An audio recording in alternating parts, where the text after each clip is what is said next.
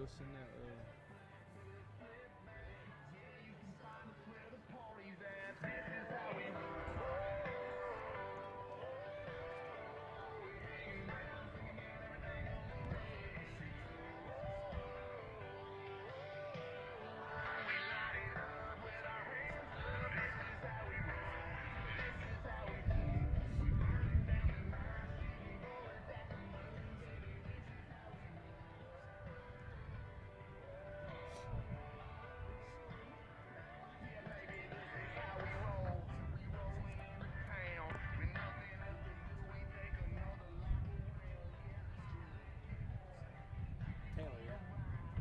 Transferred to us his senior year. And he was our ace. That year, he and Wesley were 1 and 2. We were doing almost every single time with those two guys on the mound.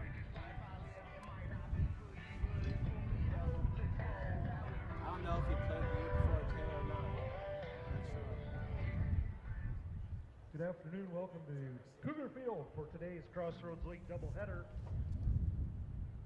between the Marian University Knights out of Indianapolis and the University of St. Francis Cougars.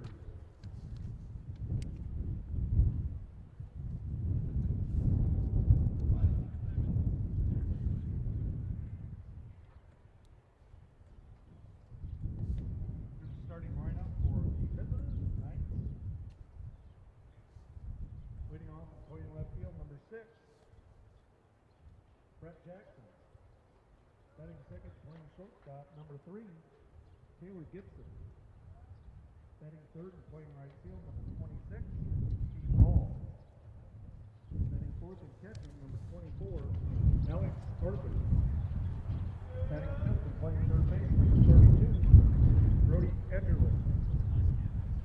Batting sixth, designated hitter, number 20, Matt Donovan. Batting seventh and playing center field, number 7, Tom Green. Batting eighth and playing first base, number 34, C.J. Smith. Batting ninth and playing second base, number 21, Bryce Wagle. On the mound in game 1 for the Knights, number 12. There is no number 12. So number 12's on the mound in game 1 for the Knights. We'll get his name here shortly.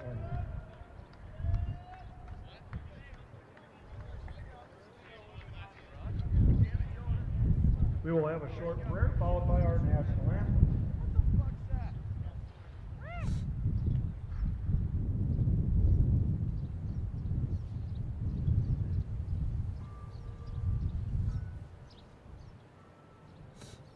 Strong and faithful God, thanks for the blessing of this beautiful day, for the ability to get together for these games. Keep us all safe from harm, injury, as we play today and as we return home.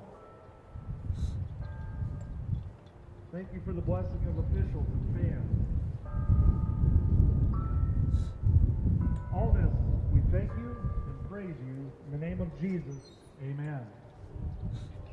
And now our national anthem.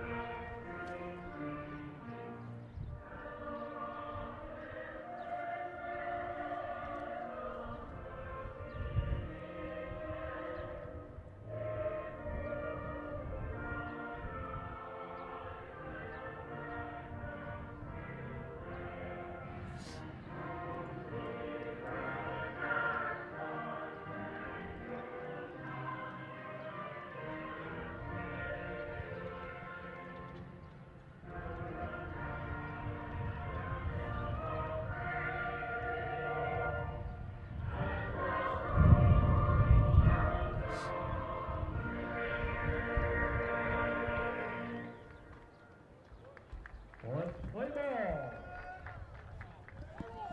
The defensive lineup for your Cougars. Welcome everyone to Cougar Field for today's Crossroads League doubleheader between the 5th place Marian University Knights, who enter today with a 16-9 overall record, 14-14 in conference play, to take on your University of St. Francis Cougars, who are currently in 7th place. The Cougars with a 12-25 overall record, 8-12 in conference play. St. Francis coming off 2 straight losses against Taylor here at Cougar Field this past Saturday. Before that, the Thursday before, the Cougars split with Taylor at their place, winning game number 2 of the series. Marian enters today's game winners of 4 straight as they beat Goshen. The series before that against Mount Vernon, they lost all 4 games. Mount Vernon is currently the #1 team in the Crossroads League with a 24-2 conference record, 34-5 record overall. They've won 18 straight games currently and are ranked number 18 in the country. On the mound for St. Francis, it's number 20, Kyle McKay, the senior. Kyle with a 4.21 ERA, 3-5 record on the season. He has started 10 games and has 3 complete games in 62 innings pitched, 31 strikeouts and 29 walks. Your batter is number 6, Brett Jackson, the left fielder. First pitch to Jackson in the dirt for ball 1. Jackson with a .295 batting average and 95 ABs. He's got 28 hits and 14 runs scored, 2 doubles. 2-0 is the count to Jackson. He's got 11 RBI on the season, 16 strikeouts, 9 walks, and 0 stolen bases in 1 attempt. 2-0 count. And the shallow center field drops right in front of David Yoder. Shortstop Chase Callenbeck chasing after it as well, so a perfectly placed ball there by Brett Jackson as Marian has their leadoff batter on board. That'll bring up number 3, Taylor Gibson, the shortstop. Gibson with a .255 batting average and 98 ABs, 25 hits, 16 runs scored, 5 doubles, and 7 RBI. Jackson doesn't appear to be a stolen base threat at first, as he has 0 stolen bases on the season. Gibson takes that first pitch for a strike. Gibson has 2 stolen bases on the season in 2 attempts. Flashes the bunt and pulls it back as that pitch catches the outside corner. 0-2 is your count to Gibson.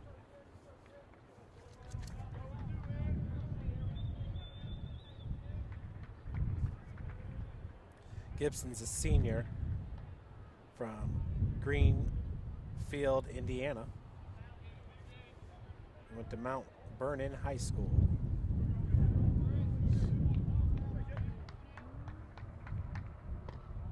Checks that pitch outside for ball 1. 1-2 is your count here with 0 outs in the first inning.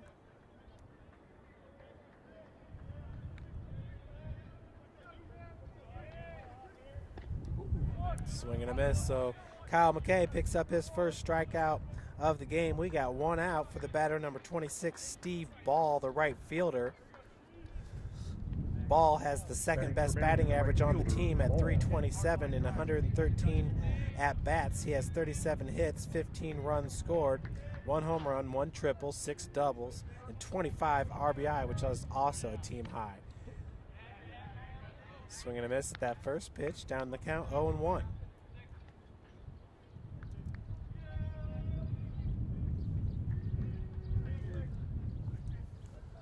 McKay, the senior righty, out of the stretch. Kyle is from King City, Ontario. Transferred to us from South Carolina upstate. This is his 2nd year playing for Coach Greg Roberts. Up in this count, 0-2 to Steve Ball.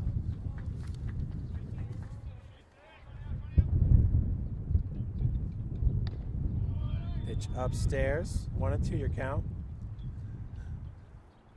The Cougars in the outfield, it's number 16 in left, Kansas Varner, number 23, David Yoder in center, and number 1, Jeff Bowers in right.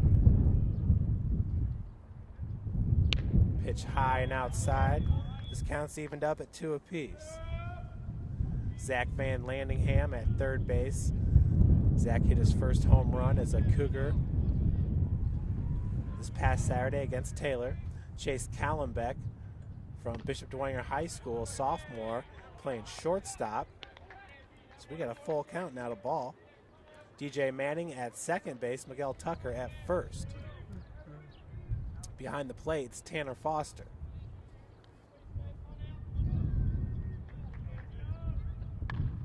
Pitch fouled off.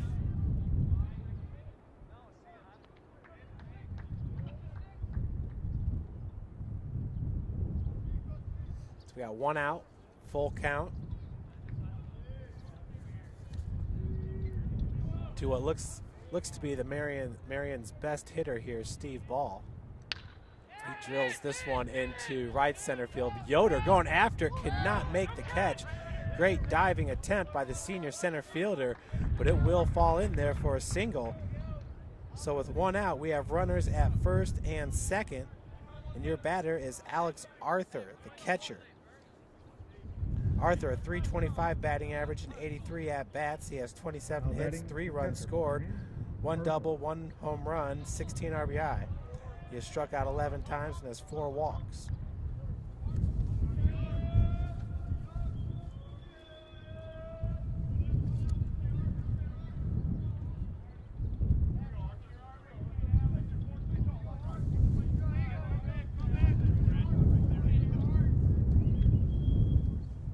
Swing and a miss. 0-1 your count to Arthur. This is the second to last series of the year for both teams. St. Francis will finish off the season with 2 doubleheaders against Goshen. The hook misses low and outside for ball 1. 1-1 your count.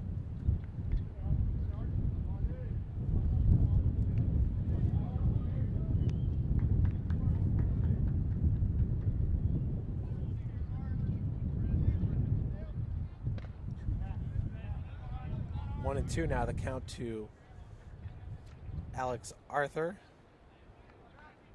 He's a sophomore catcher from Clayton, Indiana Cascade High School, 5'10", 200-pounder.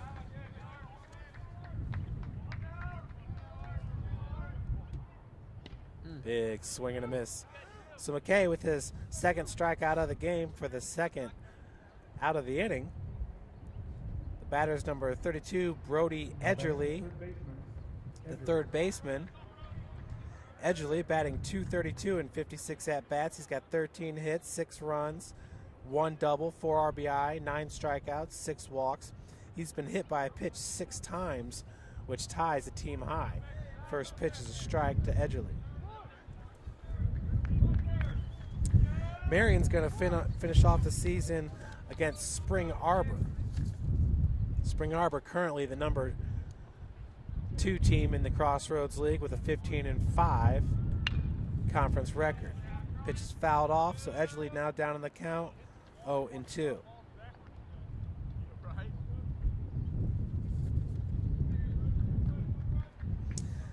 Senior David Yoder, the center fielder, has become the USF career leader in walks with 87.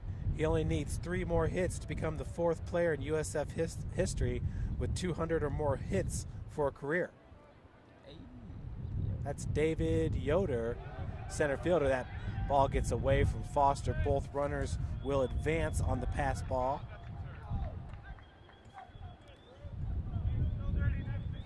Brett Jackson to third, Steve Ball to second. Yoder is number 3 on the USF career runs scored list with 129, 6 short of Tyler Gregory, who's at number 2 with 135. Gregory, a right fielder last year from Penn High School. Gregory, great offensive player, has Kyle McKay gets him looking for out number 3. So Edgerly goes down. McKay with 3 strikeouts in the top half of the inning. Cougars coming to bat here with Yoder, Chase Collenbeck, and Zach Van Landingham. So once again, Yoder is number 3 on the USF career runs list with 129, 6 short of Tyler Gregory. He's number 5 on the at-bats list with 578, and number 6 on the doubles list with 34. So a pretty productive career for Mr. David Yoder, the senior. David is from Goshen, Indiana, Concord High School. Bats left, throws right. He is 6'3", 205 pounds.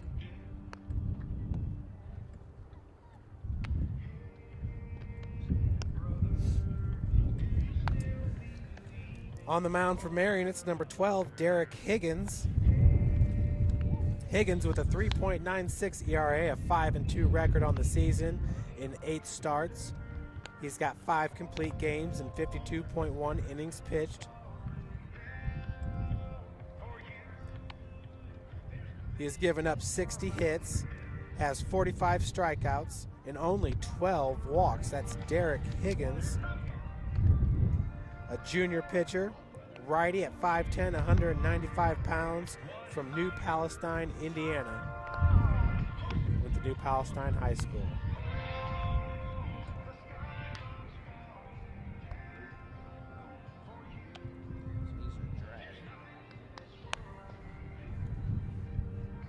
Talking about David Yoder possibly passing Tyler Gregory for the career run scored. Gregory was a unique player. He could hit for power, always amongst the league leaders in home runs and RBIs, and also in stolen bases. He was a right fielder for Coach Roberts for years. Graduated this past season. That was Tyler Gregory. Great player here for Coach Roberts. David Yoder finishing up his career this year. Center fielder, David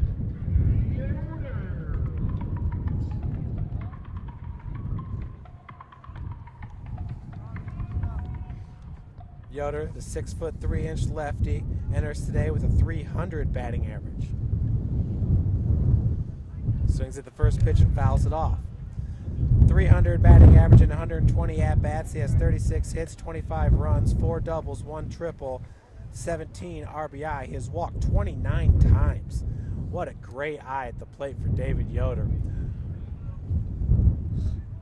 He has walked 29 times, only 20 strikeouts, has an on-base percentage of .433, and he also has 3 stolen bases in 4 attempts. 2-1 now, the count to Yoder.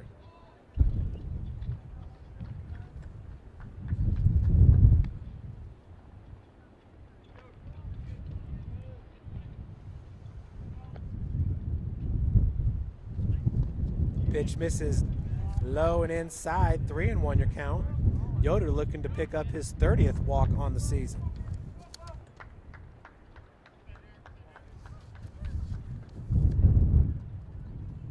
Aaron Smith has 16 walks to lead Marian, to show you how impressive that number is for Yoder. Count is full, 3-2.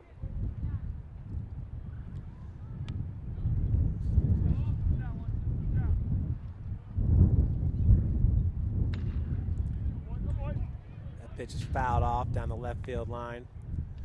So David batting 300 on the season. That's actually a low for him in his career. He's a career 341 hitter. Hit 378 last season in 148 ABs, 348 his sophomore year in 210 at-bats, and he batted 320 as a freshman in 100 at-bats. This ball punched into left field, right in front of the left fielder.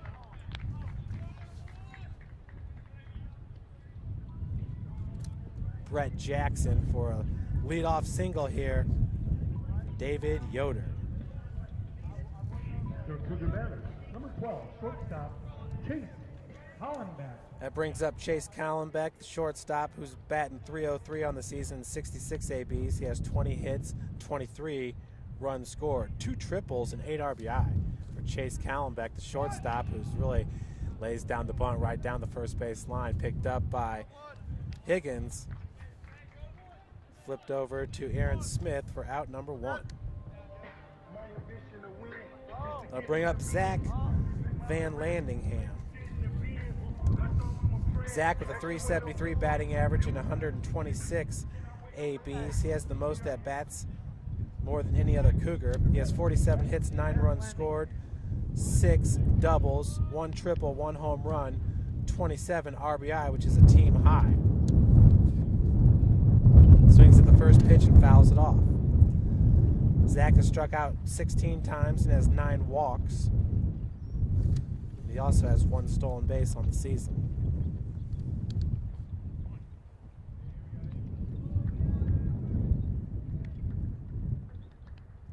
Yoder at second base. He's going to take third on the pass ball.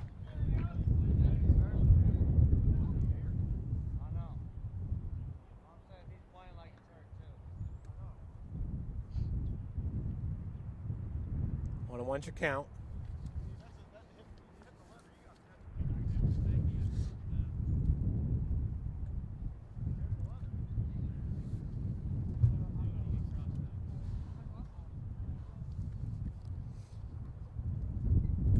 Marian with Brett Jackson in left field, number 7 Tom Green in center, number 26 Steve Ball in right field. Shortstops, number 3 Taylor Gibson.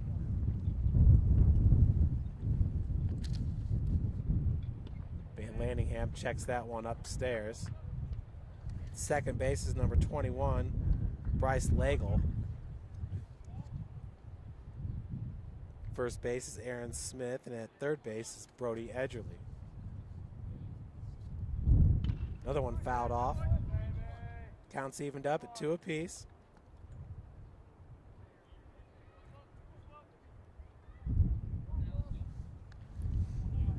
Chase Callenbeck, who had that sacrifice bunt to get Yoder over to second. I mean, that is what Coach Roberts is known for, his small ball tactics. He's going to take every opportunity he has to get a run home. But Chase Callenbeck's really solidified himself as the starting shortstop here, entering Crossroads League play and as we've moved through the conference. Transferred to Coach Roberts this past season. This is his first year with St. Francis. He's doing a great job. 2-2 to Van Landingham. Hits this one right to the second baseman, Lagle. Yoder is going to score on the sacrifice grounder. So the Cougars get the first run of the game here. Sacrifice RBI for Zach Van Landingham. Scores David Yoder.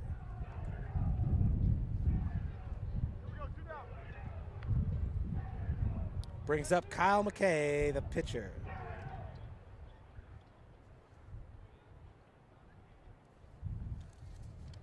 Kyle, lefty in the box, takes that first pitch outside for a strike. McKay is batting .258 on the season in 124 at-bats. He's got 32 hits, 9 runs scored, 10 doubles, 1 triple, 18 RBI. Off-speed pitch is hit into left field for a 2-out single.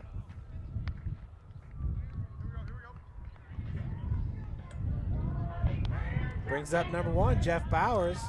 Bowers in his first season at St. Francis, and he's a senior, transferred from UNOH. Bowers, a .331 batting average, at second best on the team behind Van Landingham. In 118 at-bats, he has 39 hits, 15 runs scored, 7 doubles, 1 home run, 17 RBI. We do have a pinch runner into the game. That is Taylor Brown at first. Bowers swings at the first pitch up the gut, fielded by the shortstop, number 3 Taylor Gibson, in a nice pickup by Aaron Smith over at first. So we head to the top of the second. Cougars up 1-0. St. Francis with 2 hits, 1 run, 0 errors, and 1 left on base. Bottom of the first inning of game 1. 1 run on 2 hits, no errors, 1 left on base. Cougars lead 1-0 after 1.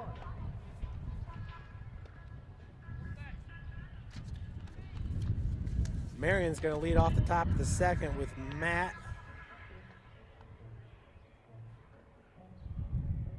Donovan.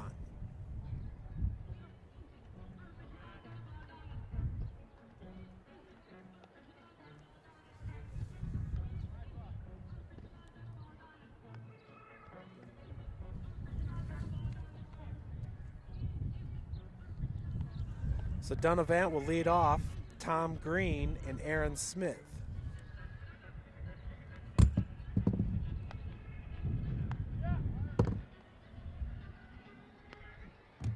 Donovan with a 182 batting average and 22 at-bats. He has 4 hits and 2 runs scored and 1 RBI on the season. Leading off for Marian in the top of the second inning, designated hitter, Donovan. Donovan, the righty, sophomore at 5'11", 180. He's from Warren Central High School out of Indianapolis. Hey, Dub C.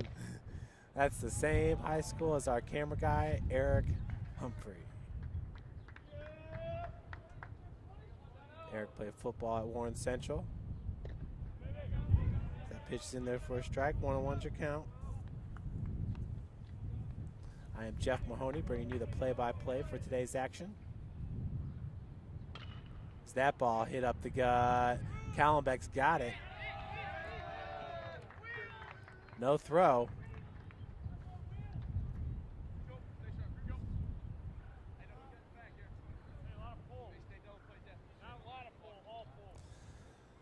So Donovan reaches. Got to call that one an E6. So he's at first. Tom Green is your batter. Green takes that pitch low and inside for ball 1. I did everything that I told Tanner not to do because they're playing so shallow. Look for a fastball up and away. Tom Green, a 321 batting average in 106 ABs. He's got 34 hits, 13 runs scored. The bunt goes down. Van Landingham's going to go to second. Great play there by the third baseman to get the lead runner. Donovan out at second, so Green reaches safely on a fielder's choice.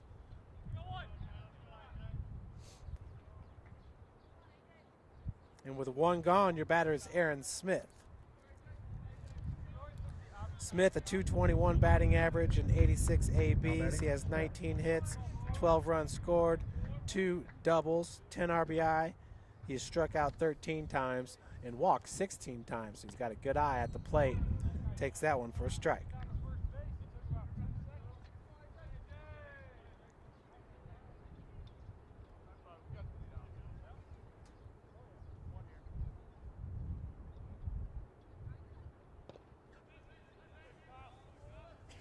Big swing and a miss. 0-2 is your count. Kyle McKay with 3 strikeouts in the first inning.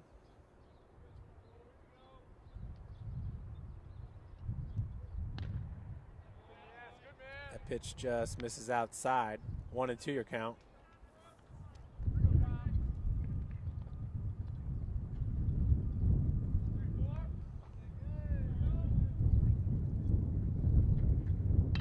This ball punched into right field. Chasing after is Manning, caught off by Bowers for out number 2. So nice play there. Good communication between the second baseman, DJ Manning, and number 1, Jeff Bowers, the senior right fielder, who came up, called possession, and made the catch. So with 2 outs, Bryce Legel coming to the plate. Legel with a 333 batting average. That leads Marian. He's got 19 hits and 10 runs scored and 57 at-bats. That first pitch catches the outside corner for strike 1. Legel, 2 doubles, 2 RBI, 8 strikeouts, 7 walks, 2 stolen bases on the season. Hook falls in there for strike number 2. 0-2 is the count to Legel, sophomore. Swings at a pitch upstairs and fouls it off. Legel's from Greenwood, Indiana, Center Grove High School, 5'9", 180.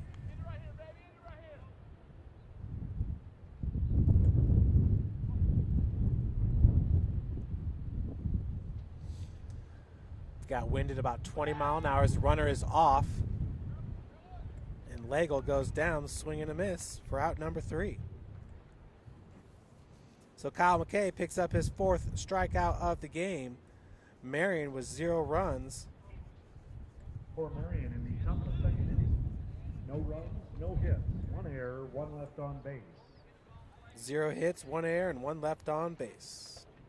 As we head to the bottom of the 2nd.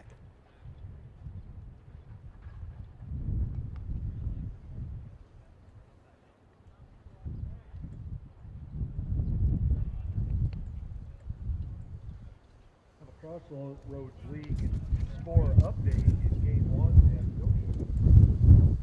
Maple Leafs have taken a 3-0 lead in the 2nd inning over Huntington. So around the Crossroads League, Goshen's up on Huntington right now.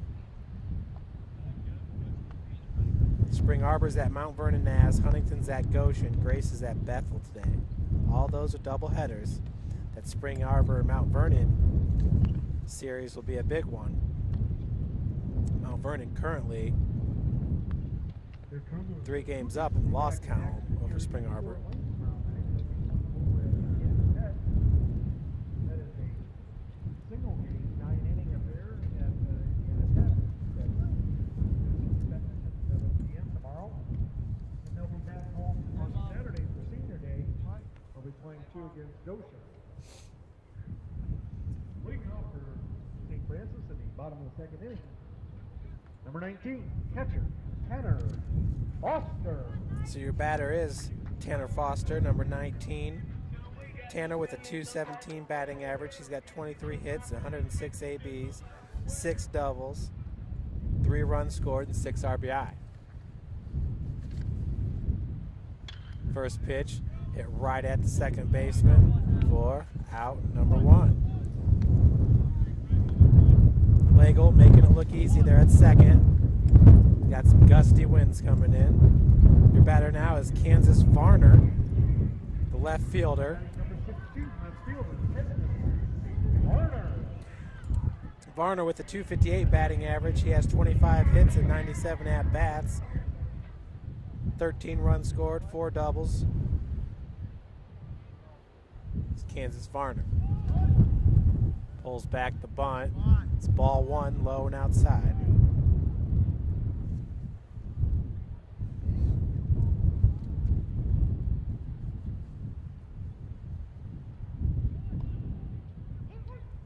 Second one's in there for a strike. The Cougars will travel to Indiana Tech tomorrow to take on crosstown rival Warriors out of the Wolverine Hoosier Athletic Conference. That pitch in there for strike number 2. 1-2 is your count with 1 out to Varner. St. Francis will then travel to Marian to complete this series, and will host Goshen Senior Day, Saturday the 26th. And folks, don't forget this Friday, the 25th, is the spring football game over at Bishop Darcy Stadium. Varner punched that one just foul down the right field line.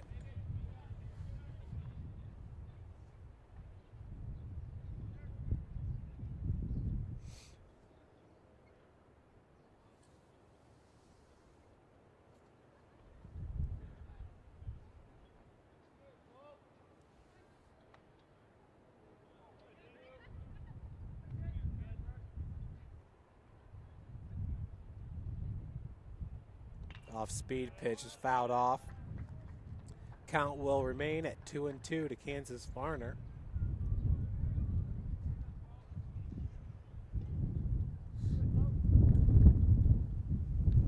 temperature is currently 53 degrees here in Fort Wayne, Indiana. Swing and a miss. Higgins gets his first strikeout of the game. That's going to bring up number 2, Miguel Tucker.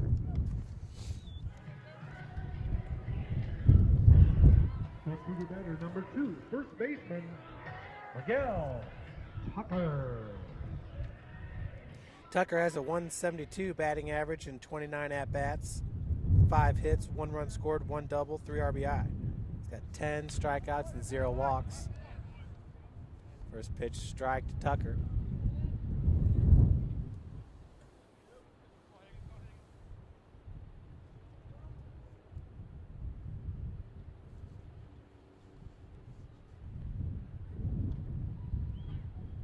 Pitch misses low and outside. We're evened up at 1 apiece.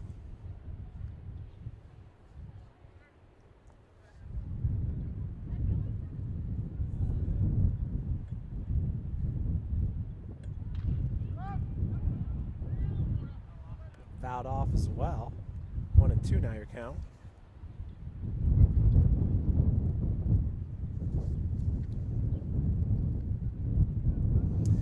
Saturday's doubleheader against Goshen will be our final broadcast of the season. Another one fouled off.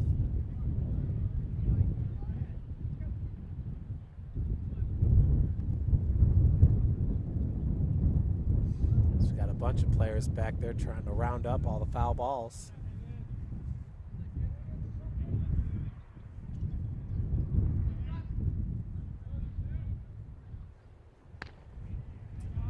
Pitch misses upstairs. Count is even at 2.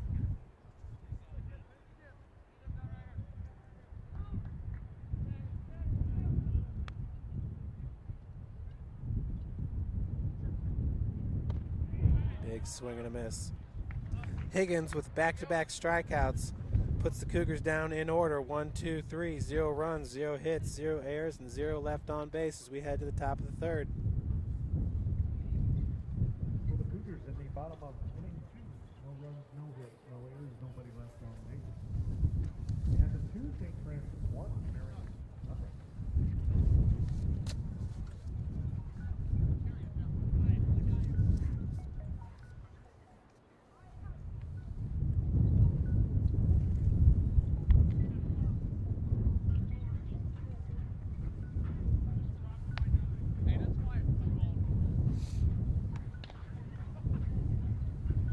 So Marian, back in the first inning, had runners at 2nd and 3rd.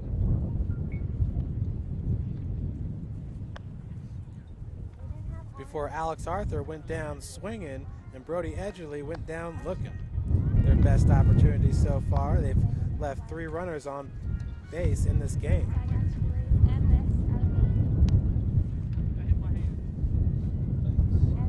Here in the top of the 3rd, Brett Jackson, Taylor Gibson, and Steve Ball. Jackson singled back in the 1st and reached 3rd base.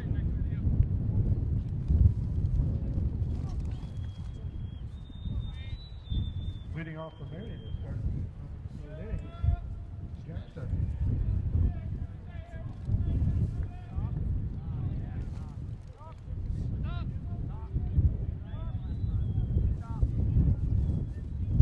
First pitch to Jackson. Checks it right in there for strike number 1.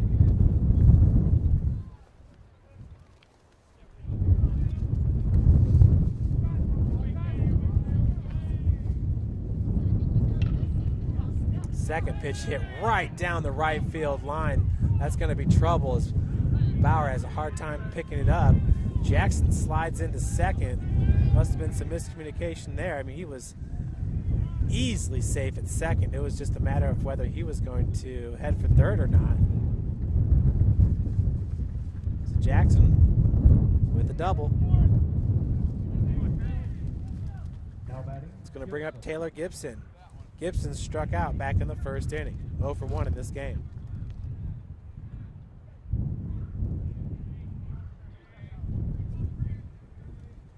Jackson with a good looking lead at 2nd base.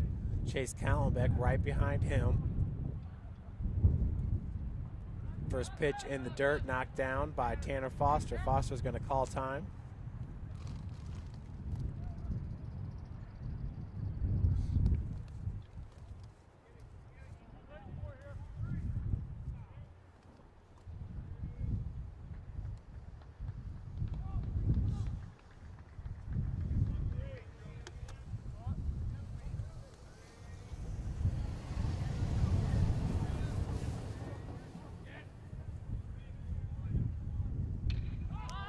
Popped up sky high. Yoder, the center fielder, calling for it, and he's got it for out number 1.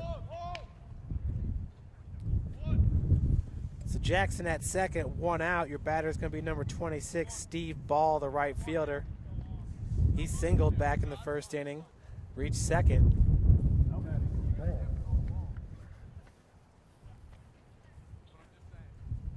Ball's a junior from Rockville, Indiana.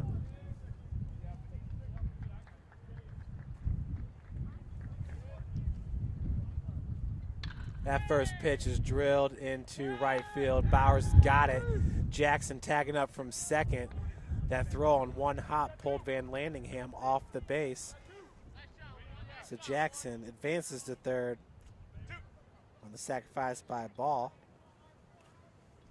And with 2 outs, your batter is number 24, Alex Arthur, who struck out back in the first inning. Tying run at third base for the Knights with 2 outs.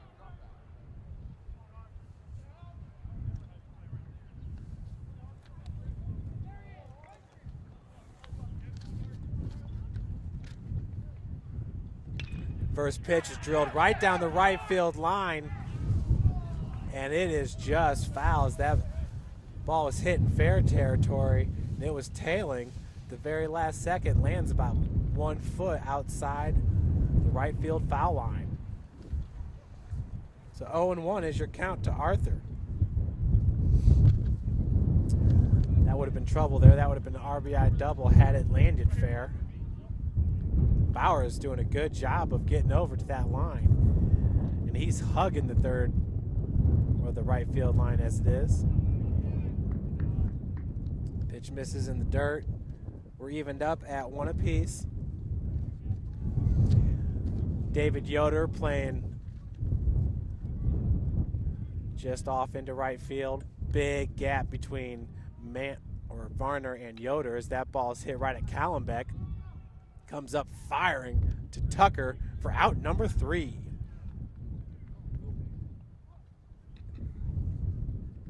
So Marian once again leaves a runner stranded. They had 0 runs on 1 hit, 0 errors, and 1 left on base. So we head to the bottom of the 3rd. For Marian in the top of the 3rd inning. No runs, 1 hit. No errors, 1 man left on base. In the bottom of the 3rd, Cougar's going to bring to the dish DJ Manning and then the top of the order.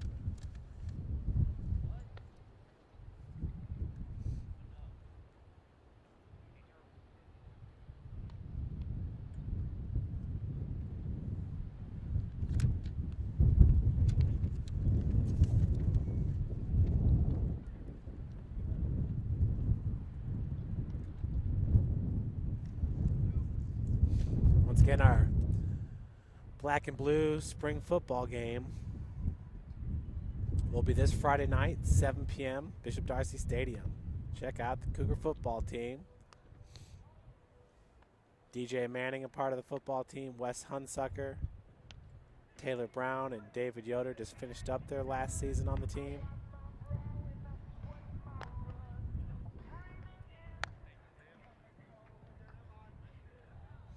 David coming to St. Francis, I believe he didn't even play his freshman year.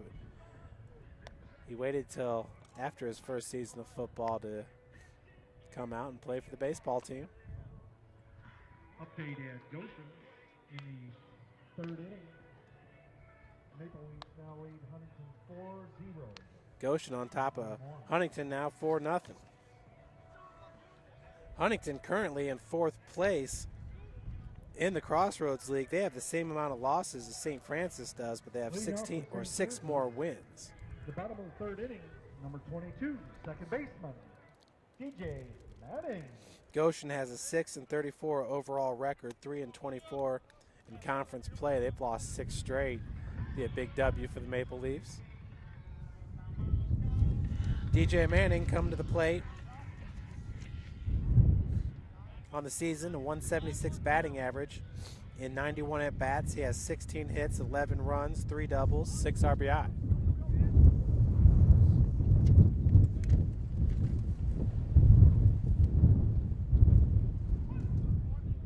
First pitch to Manning, in there for a called strike.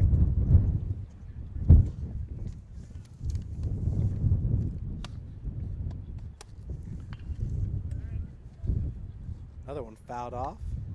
0-2 is your count.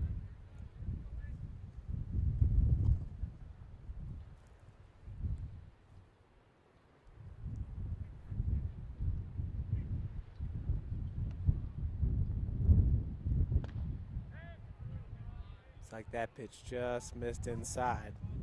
1-2 the count to Manning.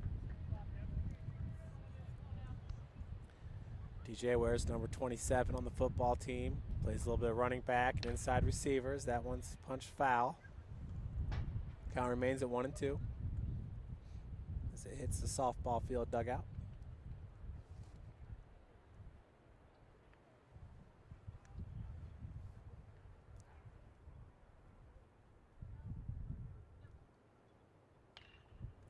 That ball popped up, and it looks like the second baseman right off the heel of his mitt. So Bryce Legge cannot handle that lazy fly ball, and Manning reaches safely on the E4. Legge had a good beat on it. He didn't lose it or anything. He had that the whole time. Called off the first baseman. That'll bring up David Yoder, who singled and scored a run back in the first.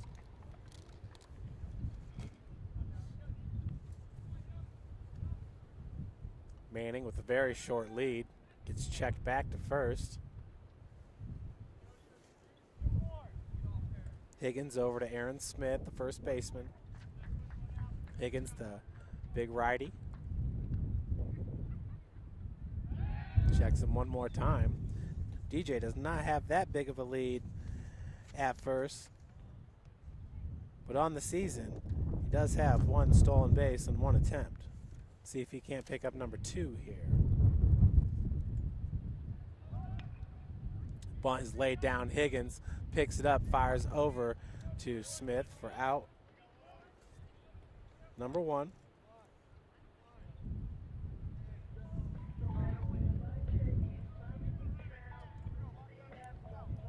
That'll bring up Chase Callenbeck, who had a sacrifice bunt back in the first. Right out of Coach Roberts' playbook. Cougars' offense is a little bit down this year compared to years past, when they had hitters like Jared Rydell and Derek Coverstone and Tyler Gregory. First pitch strike to Callenbeck. Trevor Pulver last year, third baseman, Gold Glover there.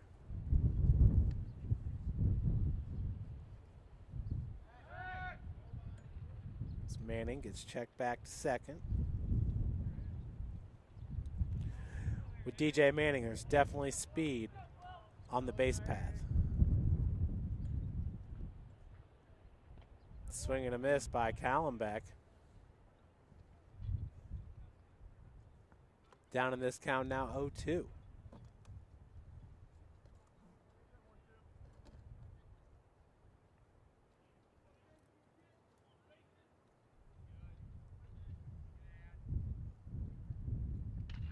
Ball popped up and tailing towards foul territory, out of play. Ooh, a good job there by the right fielder. Number 26, Steve Ball. He was able to catch up to it as that ball pops right out of his mitt. Always a tough play when you have the fence coming up on you closer and closer. Cougars putting in a warning track this year. Gravel laid down right in front of the outfield fence. About 10 feet deep is the new warning track. Looks great. Coach Roberts and team doing a great job putting this all together. Pitch upstairs, 1-2 your count to Callenbeck.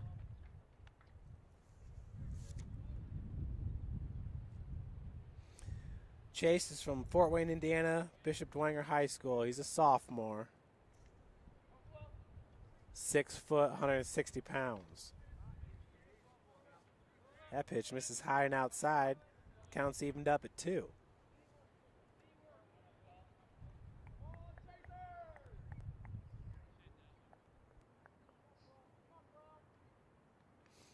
Callenbeck just needs to get this ball in play to advance Manning.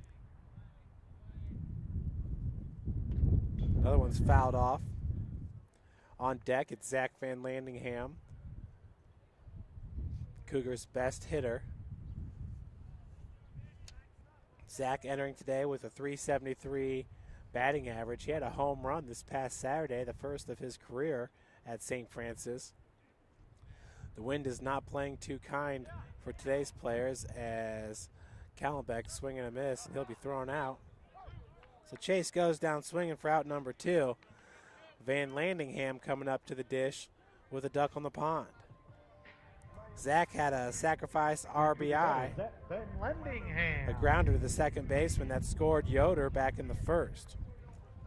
For Van Landingham, that was his 28th RBI on the season, which leads St. Francis.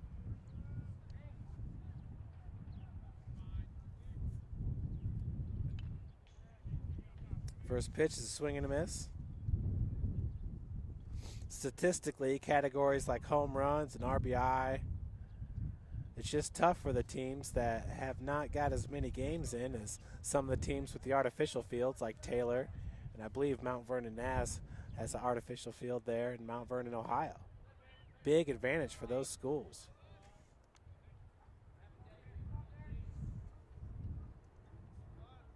I think I heard where a lot of the Indianapolis high schools are moving over to those artificial turfs.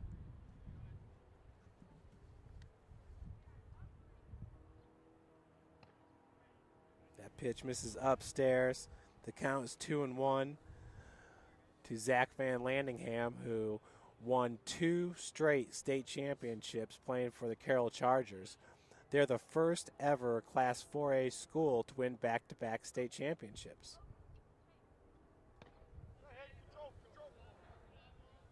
And I believe that 4-class system just came into play maybe about 8-10 years ago. 3-1 to Van Landingham.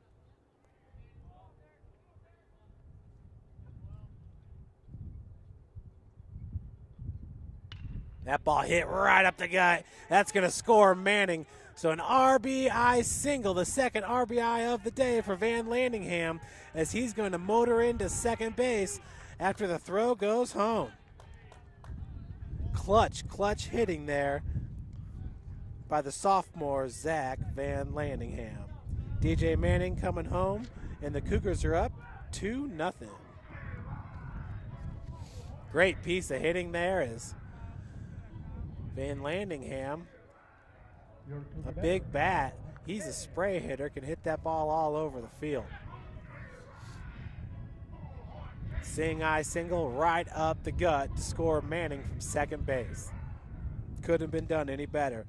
That'll bring up number 20, Kyle McKay, who had a single back in the first inning, a 2-out single, with Van Landingham ready to come home at second.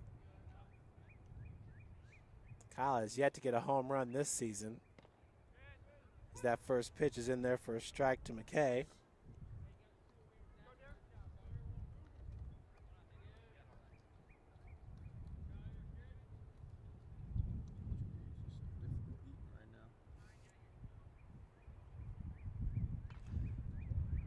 Fouls that pitch off, so McKay down the count now, 0-2.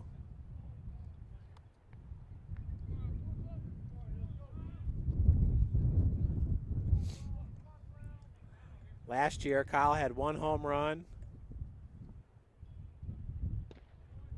That pitch misses low and outside. Kyle had 3 home runs last year, batted .316. He had 43 hits and 136 ABs.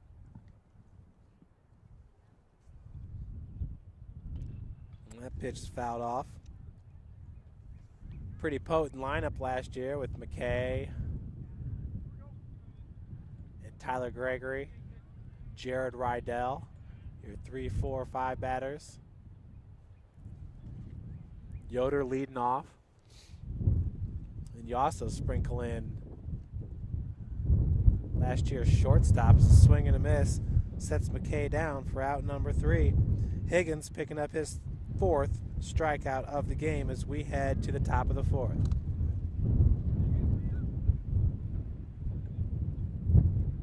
For your Cougars in the bottom of the 3rd inning, 1 run, 2 hits, no errors, 1 left on base. In the 3, St. Francis leads 2-0.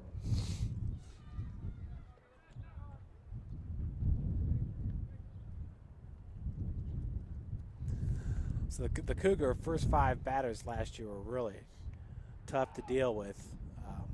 When you add in Adam Book there, the last year's shortstop. Book setting out this season. He'll be back with the team next year as a junior.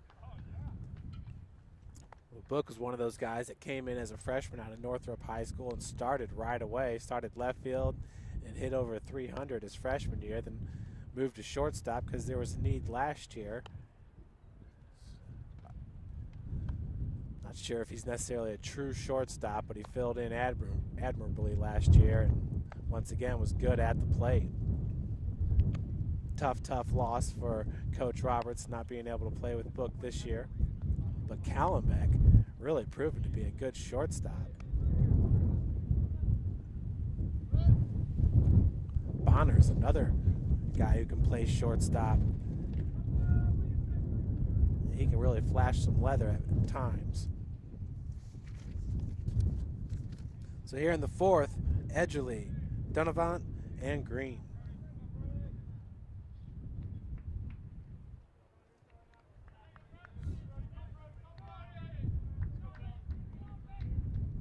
Leading off for Marian,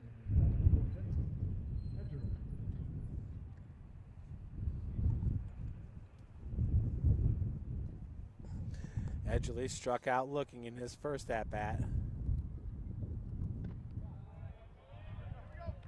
Takes that first pitch up and in for ball 1.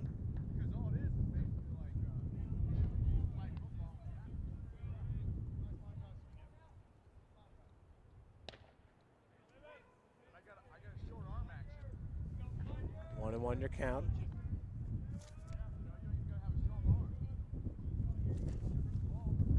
Edgerly goes 6'1". He fouls that one off on the check swing. 6'1", 215 from Lewis Cass High School out of Logansport.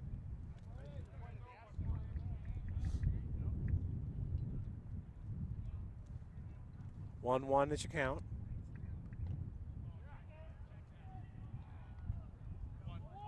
Gets him swinging for the first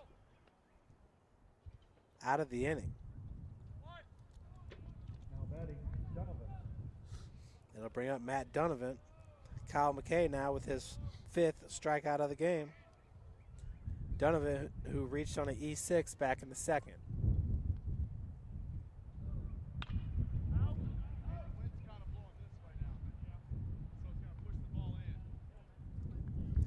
First pitch fouled off.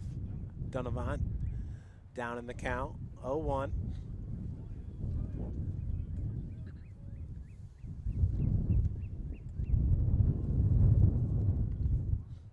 This count's evened up at 1.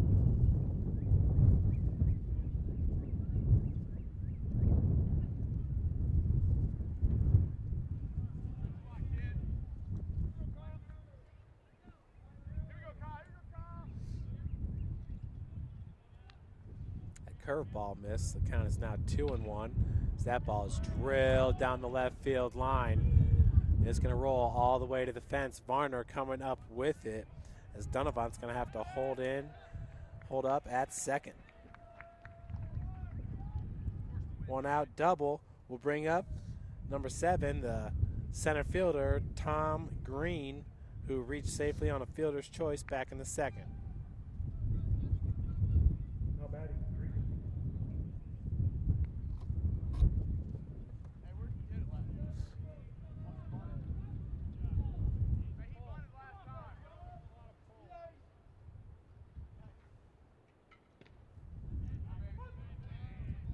First pitch to Green, catches that outside corner for a strike.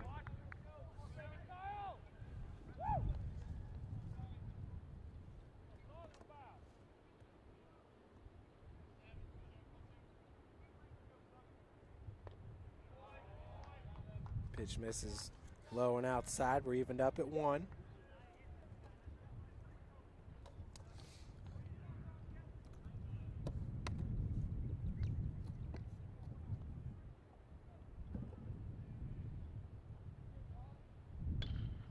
Ball hit right at Manning.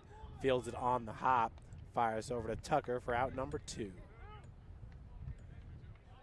Donovan will advance on the sacrifice by Green. It's going to bring up Aaron Smith. Now batting, Smith. Once again, Marian with a runner at third. They've left at least one runner stranded every single inning.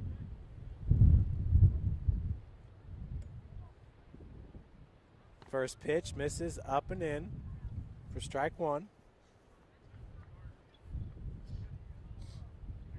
Excuse me, for ball 1.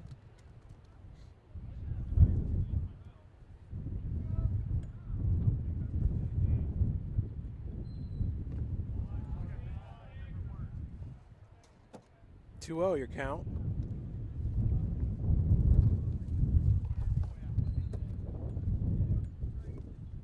Here you go, Kyle.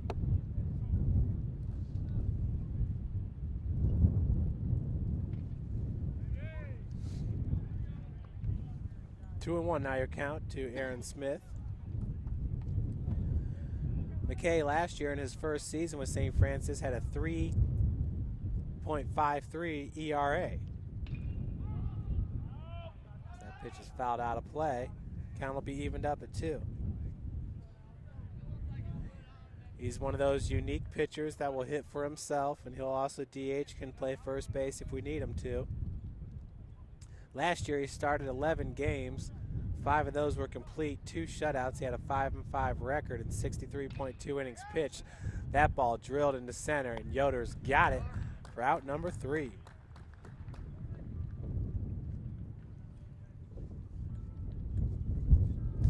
So 0 runs. For Marian, top of the 4th inning, no runs, 1 hit, no errors, 1 left on base.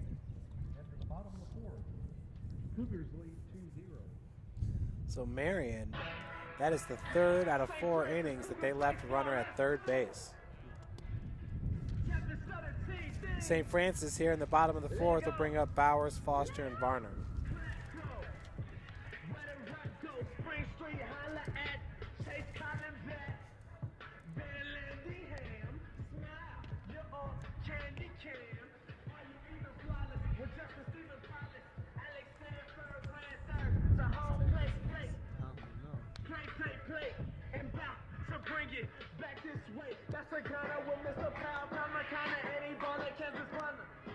Get hype, we stay standing. And go DJ, that's my DJ Manny. Just a kid here, about to bust a windshield. And if they don't feel it, then let Chef grill it. Rockin' with the whole team. God, the day, and so clean. Shine bright, shine nice. Josh G, Eric D. And we lost the Google with off the Zuba. Represent for hours, grab your breath. For the homie, Jeff Bauer, for the Miguel Truck, and West was that okay with me, reppin' that AIT, Santa Foster, Dakota Parker, Skylar Roger, no stopper. Jeff Bowers. So there's some original music for you right there. Cougar Baseball rap song. Bowers grounded out to the second baseman back in the first inning. He's 0 for 1. Ball dug out of the dirt for ball 1.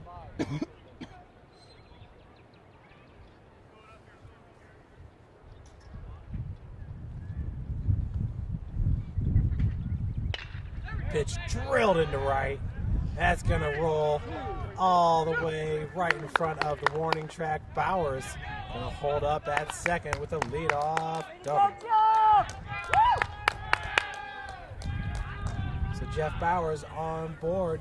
The batter now is Tanner Foster. Tanner grounded out to second back in the second inning. Your Cougar batter, Tanner Foster.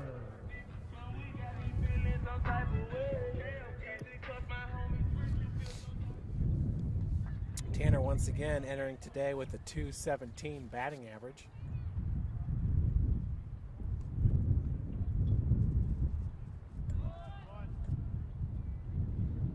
Flashing the bunt as Coach Roberts is wanting to get Bowers over to third, try to engineer that third run. When you got a guy like Kyle McKay on the mound, that could do it. Foster's going to pull back, quick throw to second. Bowers is back safely. Heads up on the base pass is Jeff Bowers. First pitch was a strike to Foster.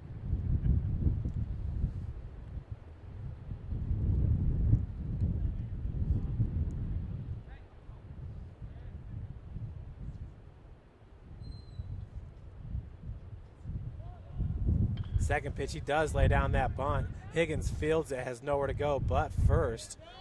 So the sacrifice is successful as Higgins goes over to Smith for out number one, and Bowers advances to third. It's going to bring up Kansas Varner, who struck out back in the second.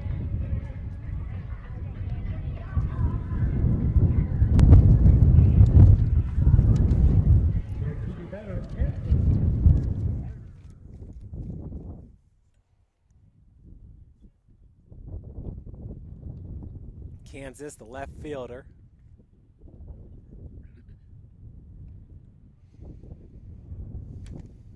Swings at that pitch down and low for strike number one.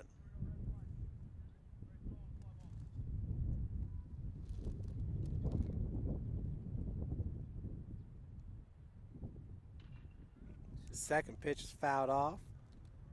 Varner down in this count 0-2.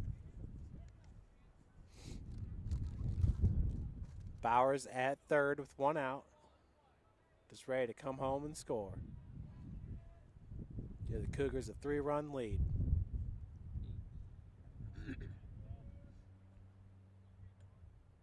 Fastballs fouled off against backstop.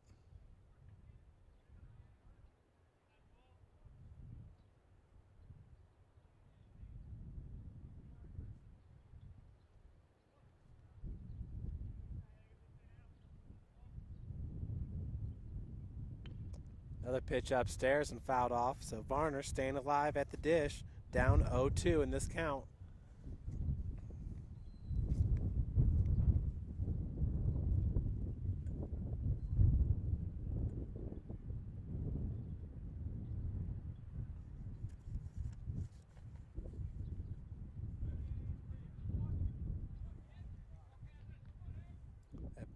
Pitch in the dirt for ball one.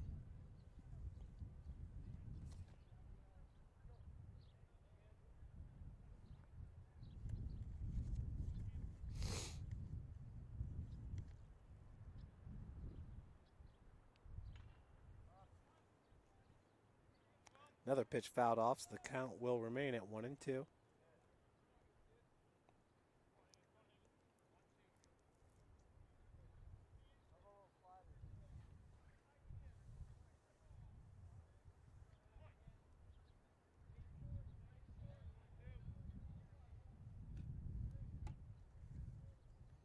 Varner with Jeff Bowers at third base, checks that one low and outside for ball number two. Good at bat here by Kansas Varner as he's making Derek Higgins, the pitcher, work for it. That pitch misses upstairs, so we've worked this count to full.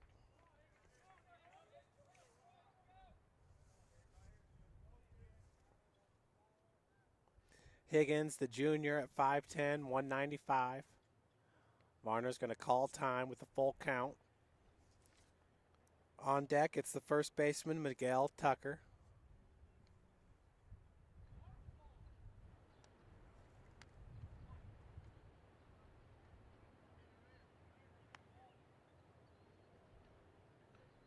This ball drilled into right center field. Bowers is going to score on the RBI single by Kansas Varner. Cougars now go up 3-0.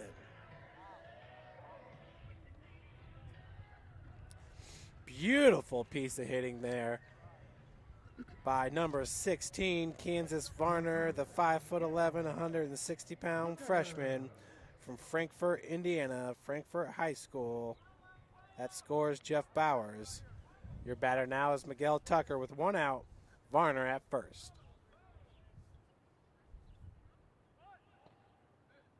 Tucker pulls the bump back as that pitch misses upstairs for ball 1.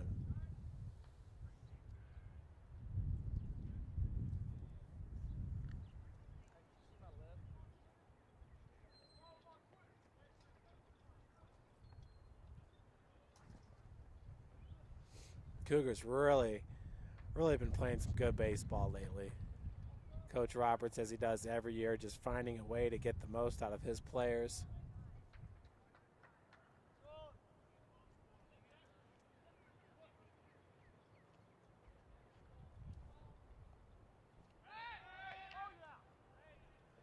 Quick throw over to Smith. Varner's back safely.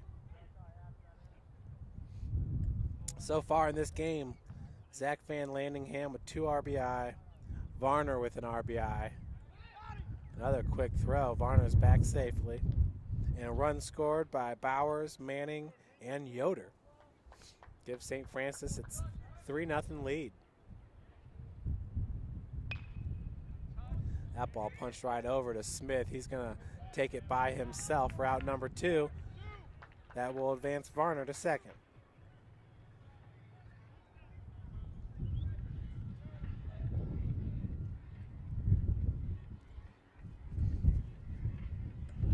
So with 2 outs, your batter is DJ Manning. Your Cougar batter, DJ Manning. Manning back in the 3rd inning reached on an E4 when that ball popped right out of the mitt of Bryce Lagle, the sophomore second baseman. Manning eventually scored on a Van Landingham single. That was just an inning ago back in the 3rd. That first pitch just catches the outside corner.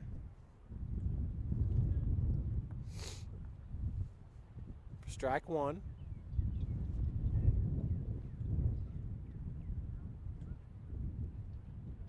Ball in the dirt. We're evened up at 1 apiece.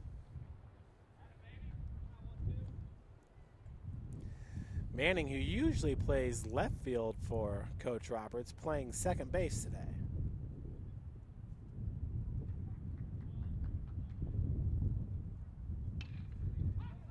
That ball hit. Cannot be fielded by the shortstop, but does catch Kansas Varner, who is rounding 3rd. They got him in a pickle. And that'll do it for out number 3.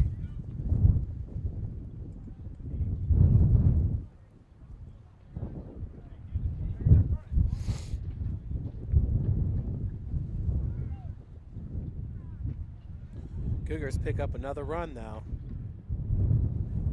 In the bottom of the 4th, Bowers doubles. Tanner Foster sacrifices him over to 3rd. Varner picking up the RBI on a single hit up the gut. We head to the top of the 5th. Marian going to bring to the plate the second baseman, Bryce Lagle. And the 4, 3-0.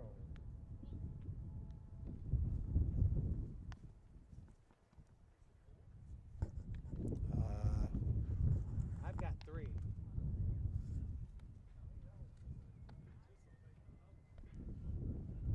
Sounds good to me. Well, once Zach gets back up, he'll have to get another RBI. He's had one every at-bat so far. He's got 2 RBIs and 2 at-bats.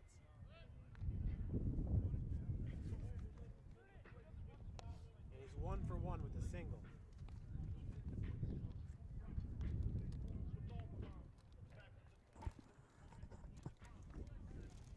So Bryce Legel to lead it off for Marian here in the top of the 5th.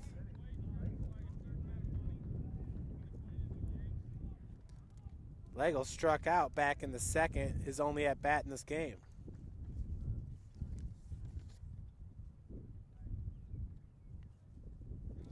He is a switch hitter. Taking that first pitch for a ball.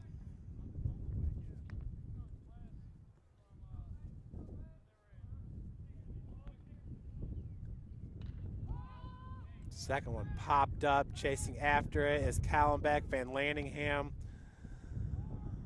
Zach was there, had a beat on it, just missed that ball by about 1.5 feet. He was approaching the rain tarp there. Always a tough play for these players.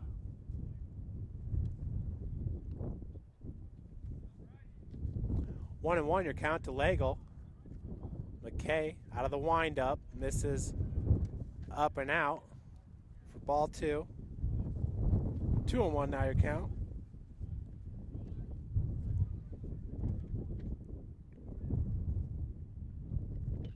That ball hit right at Manning. Fields it on the hop over to Tucker for out number 1. DJ Manning with his 2nd assist of the game here. That's going to bring up Brett Jackson, the leadoff hitter. Jackson singled back in the 1st and doubled in the 3rd. And he's been stranded at 3rd both times. First pitch is a ball to Jackson.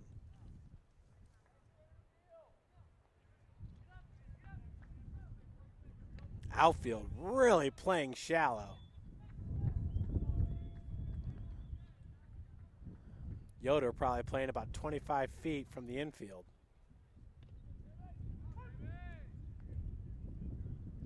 That could be more like 30.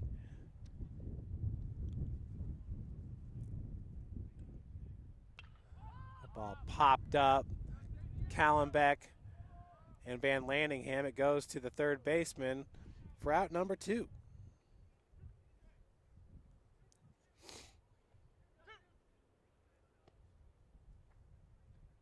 That'll bring up Taylor Gibson, the shortstop. Struck out back in the 1st and flew out to the center fielder, Yoder, back in the 3rd. He's 0 for 2.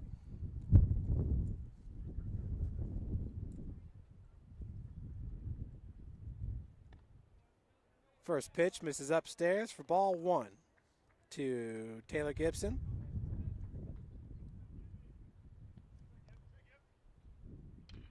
That ball drilled into left for a 2-out single. Gibson picking up his first hit of the day. He's 1 for 3 now. That'll bring up the right fielder, Steve Ball. Ball had a single back in the 1st and a sacrifice in the 3rd. 1 for 1 in this game is Ball.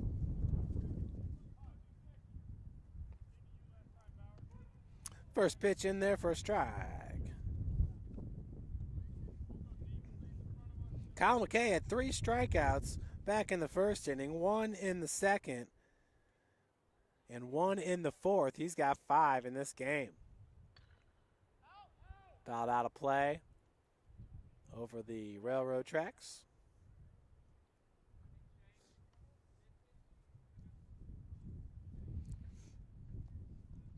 Kyle McKay, who pitched for the Canadian national team last summer, did very well too.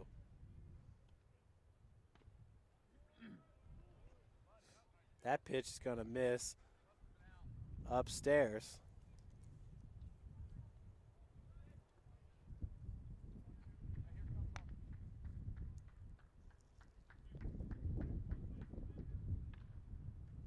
Chopped right back at McKay. It's going to fire over to Tucker for out number 3. Kyle McKay making it look easy here as Marian with 0 runs, 1 hit, 0 errors, 1 left on base. The Knights, once again, have stranded a runner Top of the fifth inning. in every single inning.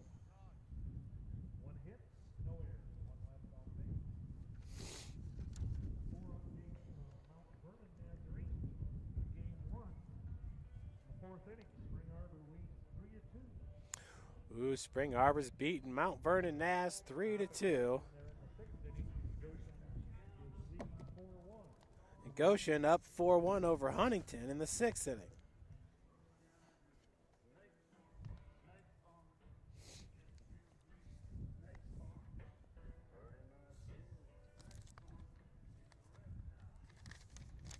Update on that Goshen Huntington score is now 4-2. Goshen in the 6th inning. St. Francis did not get a chance to play Spring Arbor this year as both series were canceled. Action on Thursday when they play a doubleheader at Marian in Indianapolis. That first game will start at 4 p.m. The Cougars had a doubleheader with Bethel canceled. That was back on March the 21st, and both their doubleheaders against Spring Arbor were canceled.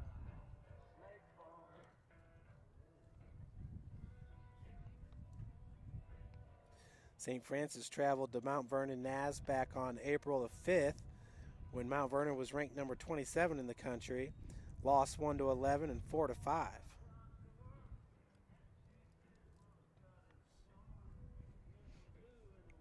Their other series against MVNU was canceled due to the weather.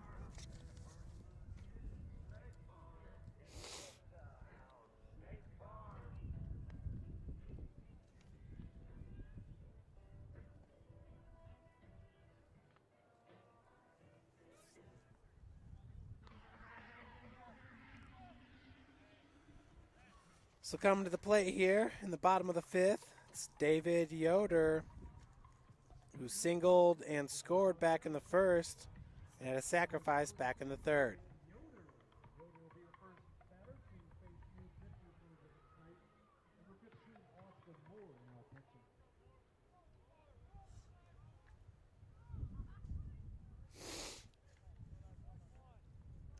First pitch to Yoder is a ball.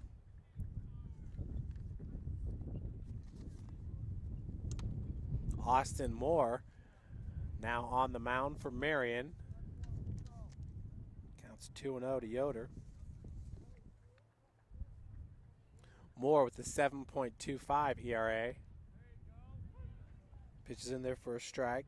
He's got an 0-5 record and 22.1 innings pitched. He has started 5 games and appeared in 7. He has 1 complete game. As Yoder loops it into center for a leadoff single.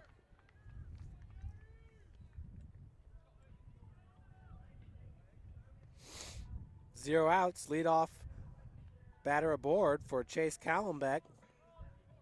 Chase had a sacrifice back in the 1st and struck out in the 3rd.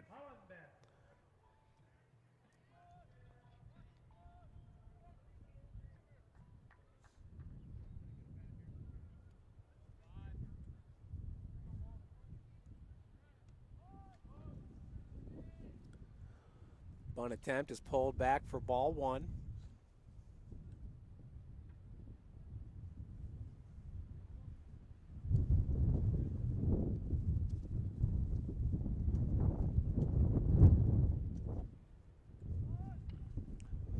Lays down that bunt. Smith's going to field it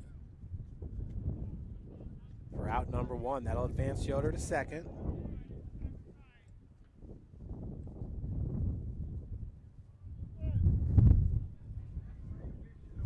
Batter now is number 5, Zach Van Landingham, who had a sacrifice RBI back in the 1st and an RBI single back in the 3rd.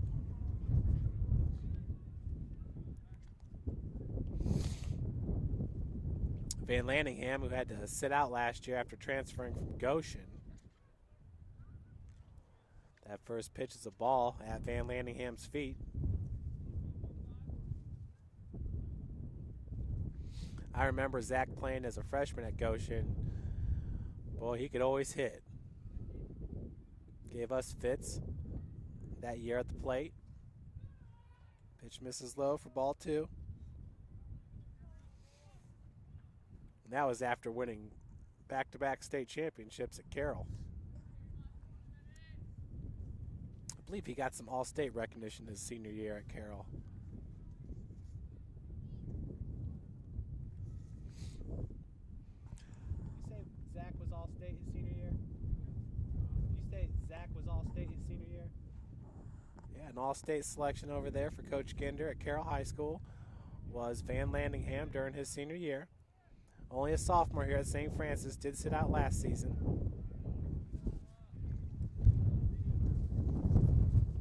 Three balls, 1 strike now to Van Landingham. With Yoder at second, we got 1 out.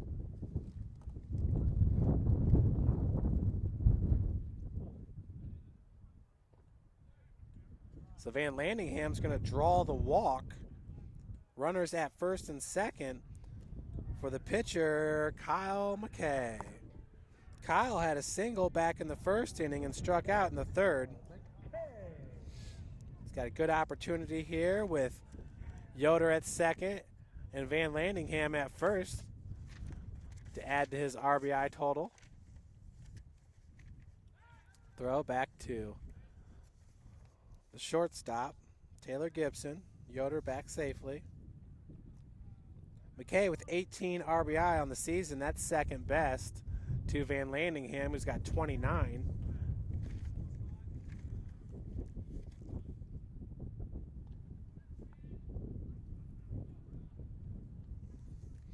(1-0) the count to McKay. If Kyle were to get his first home run of the season, I don't know if today's the day, as that wind is blowing straight in his face from right field.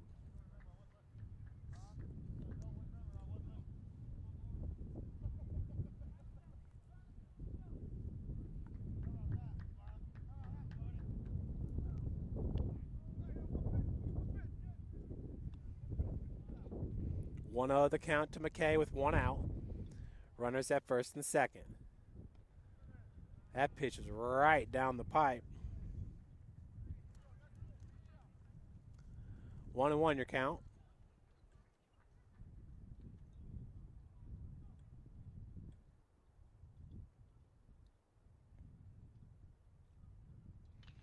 McKay, lazy fly ball. Gibson, oh, tough play for the center fielder. He's going to go and throw to third to get Yoder on the force out. So Tom Green, charging on that ball, could not make the grab, as Taylor Gibson was retreating back to the outfield as well. Green, though, wisely fires over to third to get Yoder for out number 2.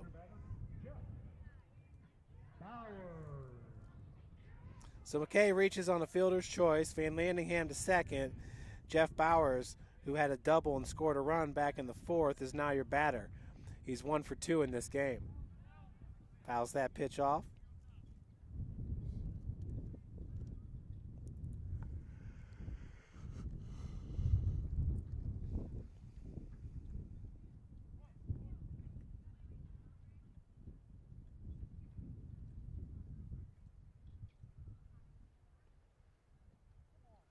That breaking ball misses outside. 1-1 now your count.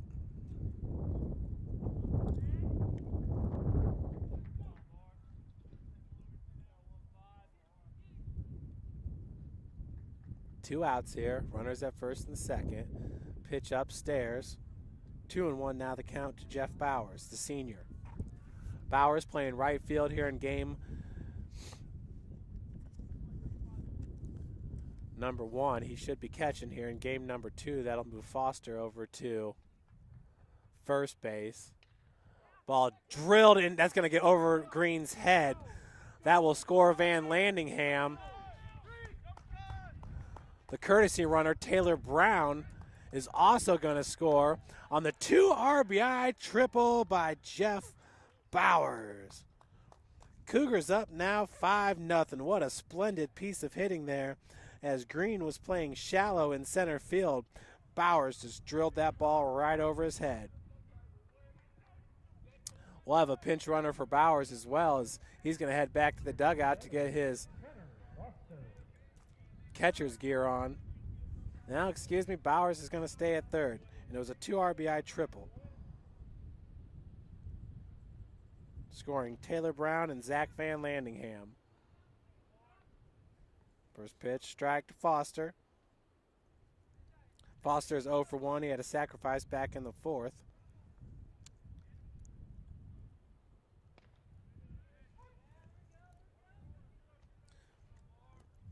That's one thing. If you're going to play for Coach Roberts, you better swing a heavy stick or know how to bunt.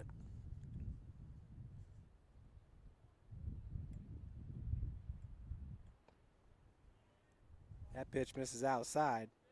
1-2 the count.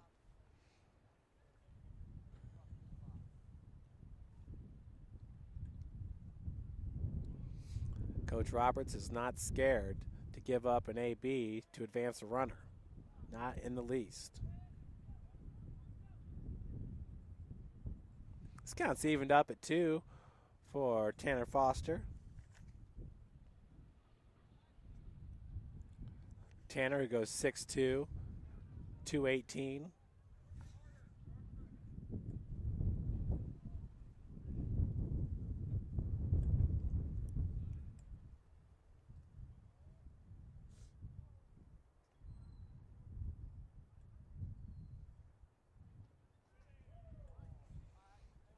Gets him looking for out number 3. Cougars put up 2 more runs and lead it 5-0 as we head to the top of the 6th.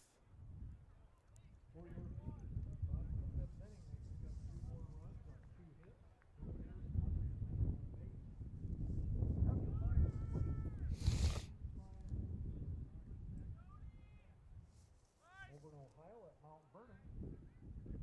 Mount Vernon scored 3 runs in the fourth to tie the game in 3, but at the top of the fifth, Spring Arbor has scored a run to go ahead 4-3.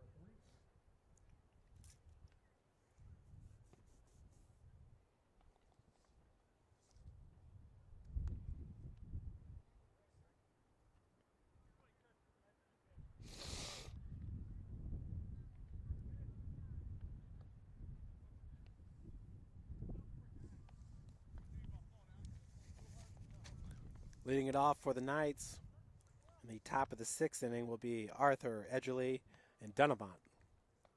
Still on the mound, it's number 20, Kyle McKay, the ace for the Cougars.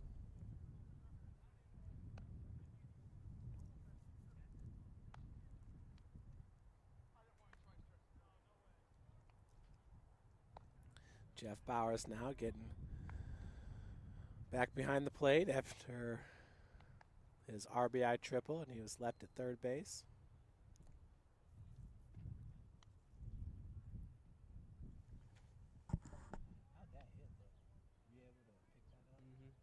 Update from Goshen. Huntington has taken a 5-4 lead in the 6th inning over the Maple Leafs. Huntington takes the lead. Doesn't look like Goshen will win that game. In the top of the 6th, Arthur.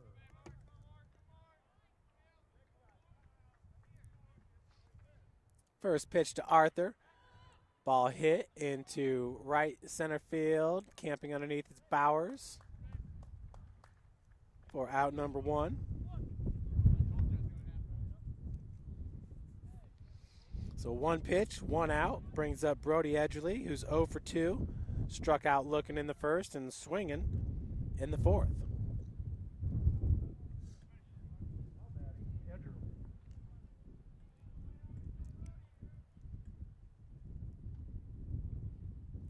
St. Francis playing for that spot in the Crossroads League tournament.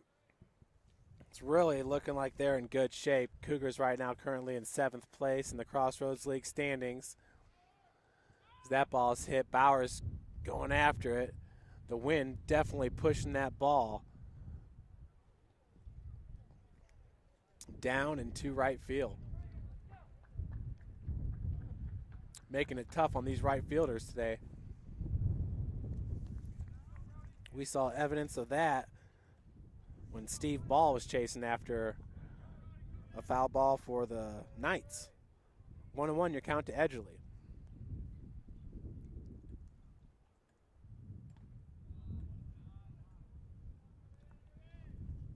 That pitch misses upstairs, so 2-1 now your count.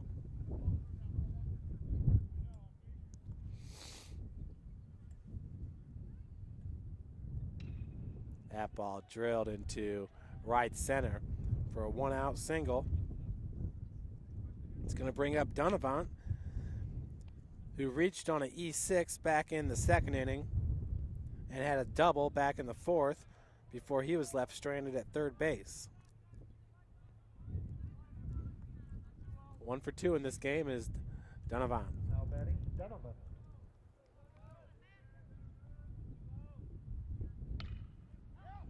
That ball hit into left field. So Edgerly will advance to second. Donovan, with his second hit of the game, will bring up Tom Green, the center fielder.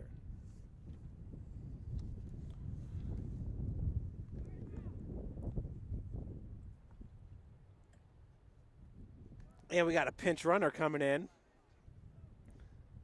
for Edgerly.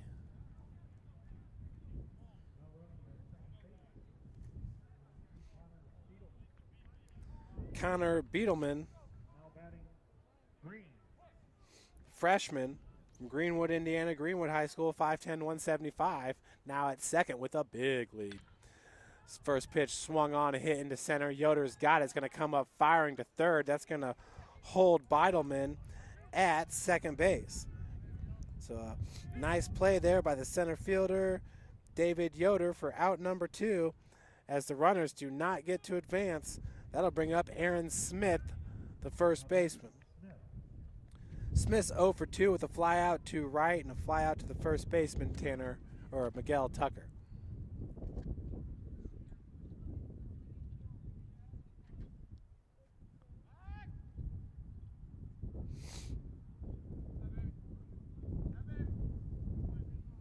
So McKay chases Beetleman back to second. He's got a nice lead at second. Callenbeck creeping from behind. First pitch is low and inside for ball 1.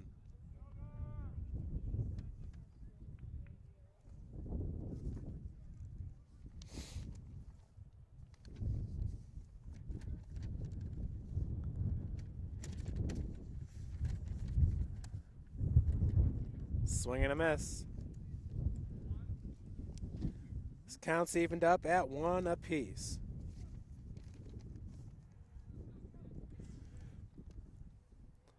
Beetleman, the pinch runner, has 2 stolen bases on the season in 2 attempts. Pitch misses inside. Brings the count to 2-1.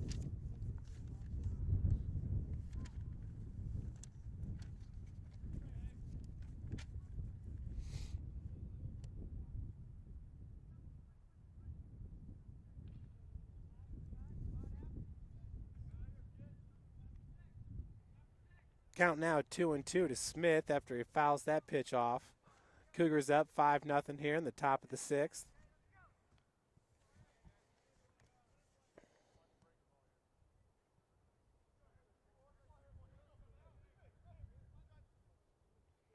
Swing and a miss. What a way to battle for McKay. McKay got the first out of the inning, then gave up back-to-back singles before setting down Green and Smith. Smith went down swinging, and that's Kyle McKay's 5th strikeout of the game as we head to the bottom of the 6th. Cougars are rolling. Top of the 6th inning, no runs, 2 hits, no errors, 2 left on base.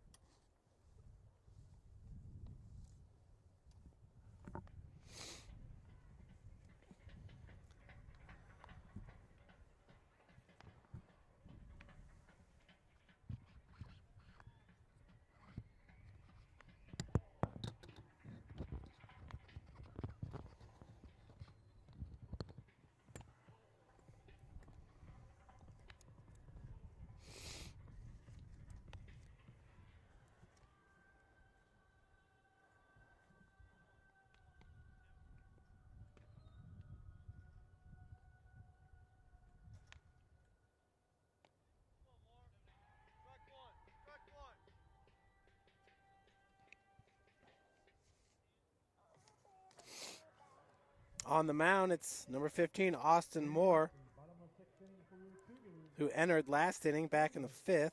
Varner. Your Cougar batter is number 16, Kansas Varner, left fielder. First pitch to Varner is in there for a strike.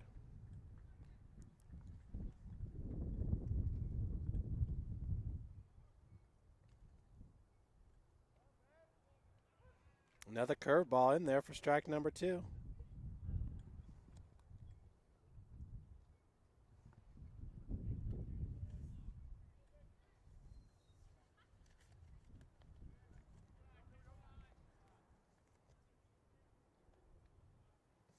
That pitch missed outside, so 1-2 now your count to Kansas Varner. True freshman with a swing and a miss. So Kansas, who had an RBI single back in the 4th, gets his second strikeout of the game. He's 1 for 3 now. It's going to bring up Miguel Tucker. Your Cougar batter, Miguel Tucker.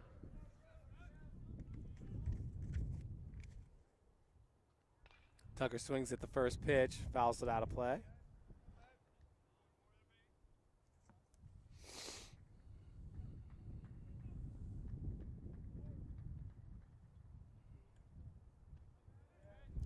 Breaking ball falls in for a strike. Tucker's down in this count 0-2.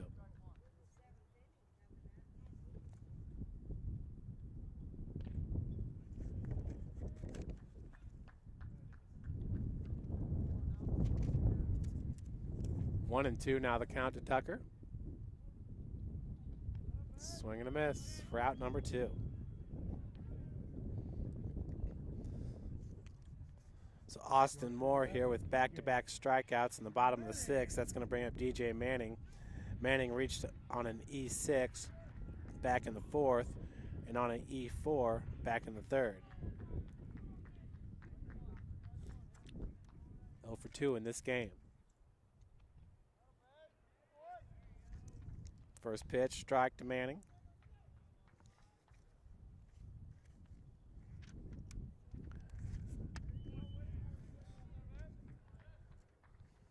Oh, 2 the count.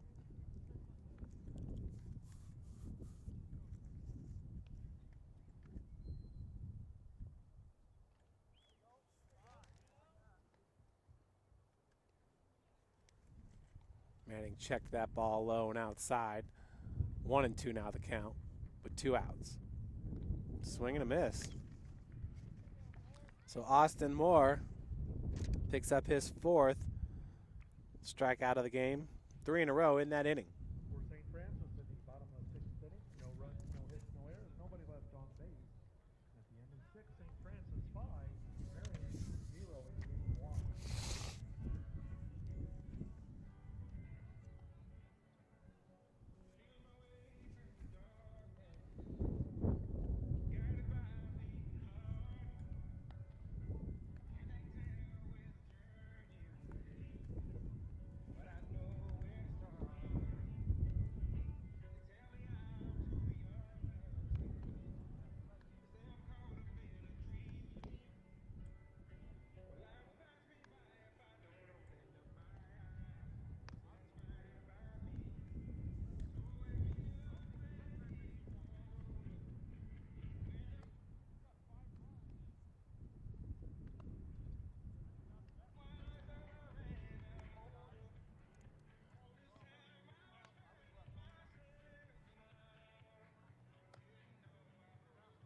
Up at Goshen in the 7th inning, Huntington 9, Goshen 5. Huntington's up now 9-5 over Goshen in the 7th. 4-3.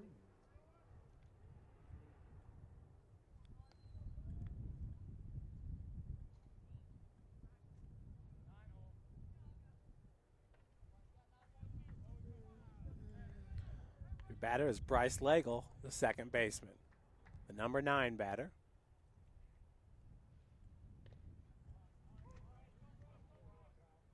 First pitch is fired in there for a strike by McKay.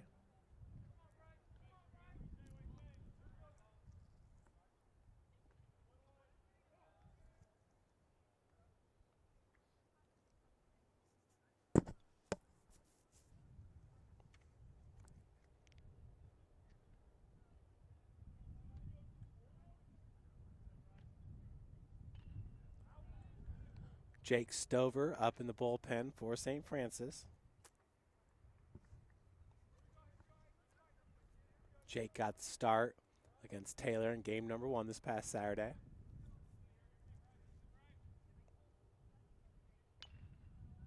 Ball hit up the gut. Manning charging after it. So leadoff batter aboard here as Bryce Legel gets the single. That'll bring up Brett Jackson, the leadoff hitter. Brett is 2 for 3 in this game with a single and a double.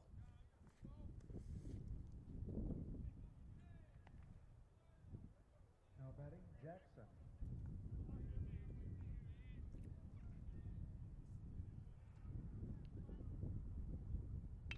Swings at the first pitch. Bowers is, right off his mitt. Legel to third.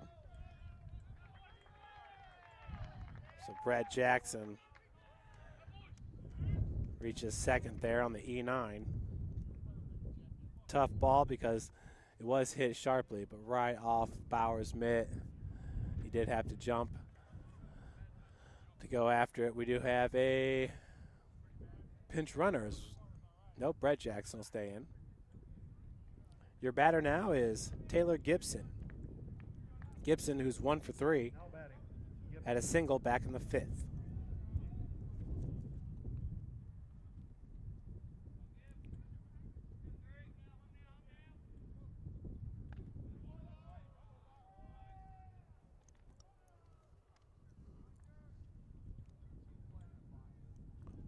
One and 0, the count to Gibson.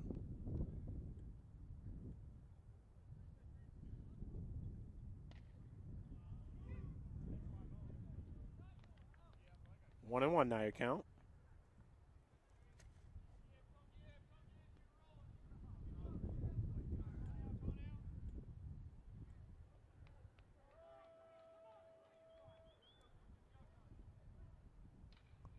Ball popped up, Callenbach calling for it.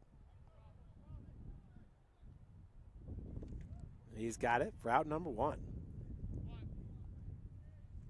I'll bring up the right fielder, Steve Ball, who had a single back in the first inning, sacrifice in the 3rd, and grounded out to Kyle McKay back in the 5th.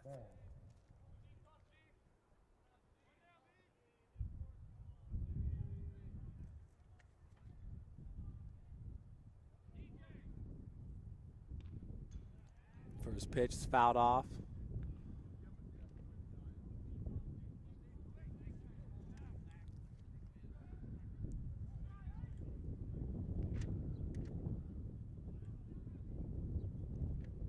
Oh, 1, your count to Steve Ball, the right fielder.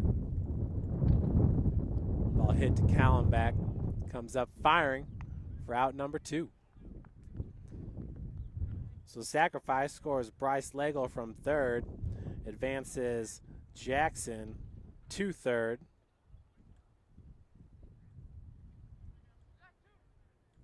And the sacrifice RBI by Ball.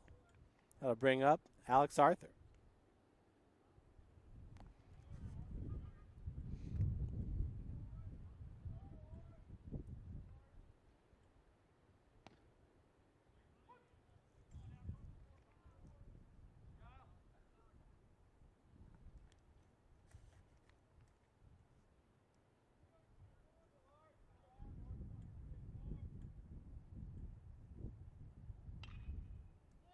Ball hit over to Manning.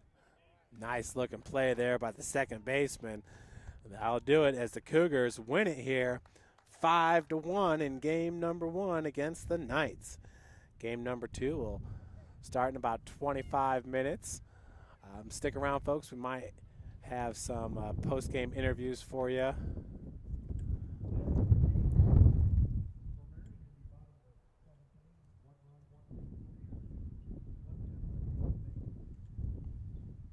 Wes Hunsucker expected to pitch in game number 2. Wes earlier in the year picked up his 21st career win. He has 22 career wins now, which leads St. Francis all time.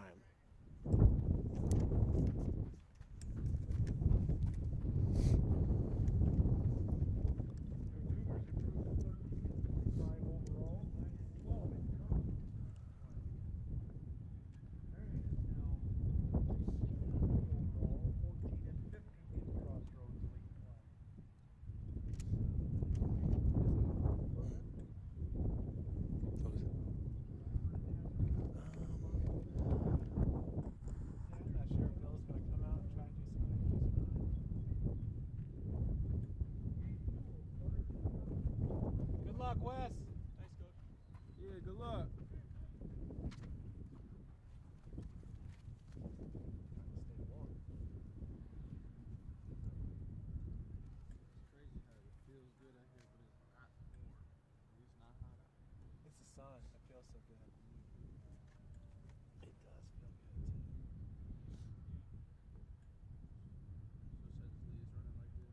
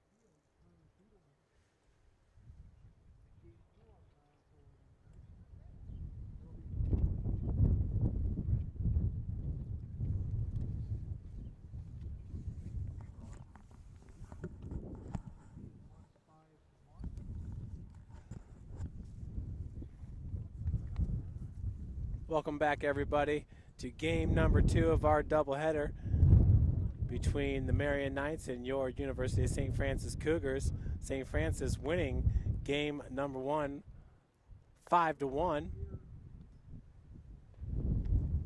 Here in game number 2, it's Wesley Hunsucker on the mound for St. Francis. Wes comes in with a 5.43 ERA. He's got a 5-5 record on the season.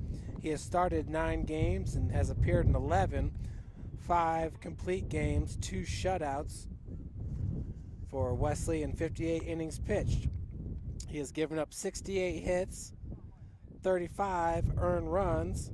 He has 31 strikeouts, 20 walks. That is Wes Hunsucker, the hurler, here in game number 2 for your Cougars. Outfield looks the exact same for St. Francis, with Kansas Varner in left, David Yoder in center, and Jeff Bowers in right. DJ Manning will remain at second. Chase Callenbeck at short. Miguel Tucker at first.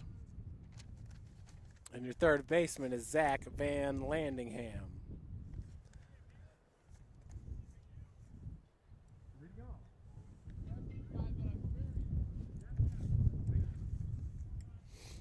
Number 6, Brett Jackson to lead it off for the Knights. Jackson in game number 1 was 2 for 4. First pitch misses low and outside for ball 1.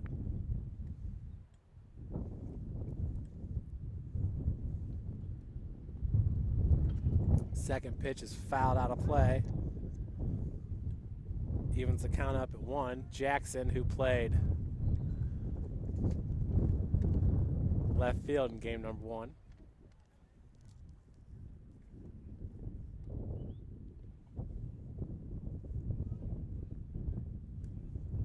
Pitch just misses for ball number 2.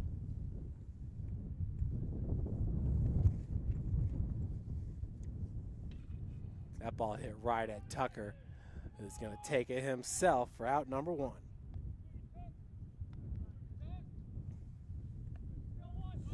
That'll bring up number 3, Taylor Gibson. Shortstop. Now batting, Gibson.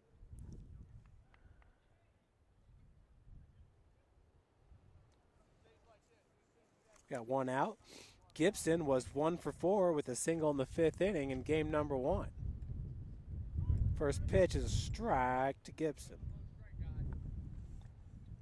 Wes Hunsucker is the all-time career wins leader with 22 wins under his belt. What a great career for Wes Hunsucker.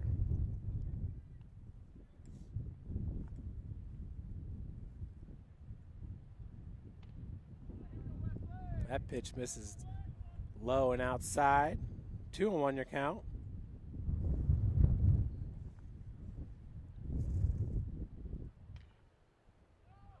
Ball hit into right, chasing it down is Bowers. Those balls are very hard to get to today with the wind at about 20 miles an hour and blowing to right field.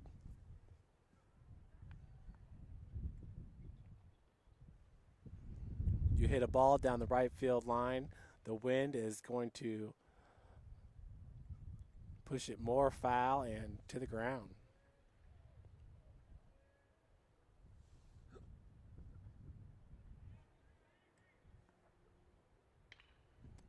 Ball hit to Callenbeck.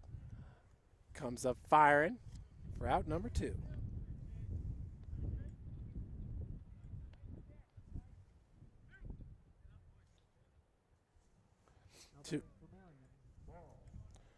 With 2 outs, your batter is number 26, Steve Ball, who played right field in game number 1.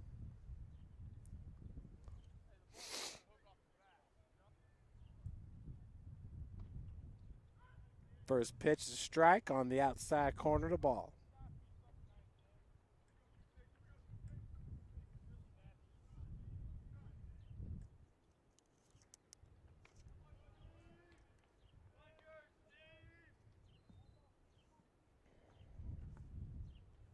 1-1 your count.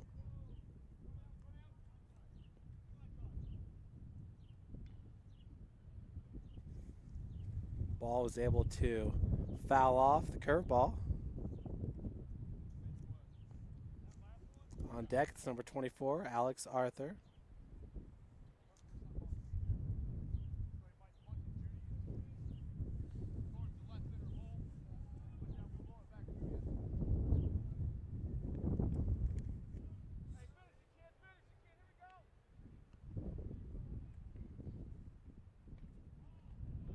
Ooh, just misses. The outside corner.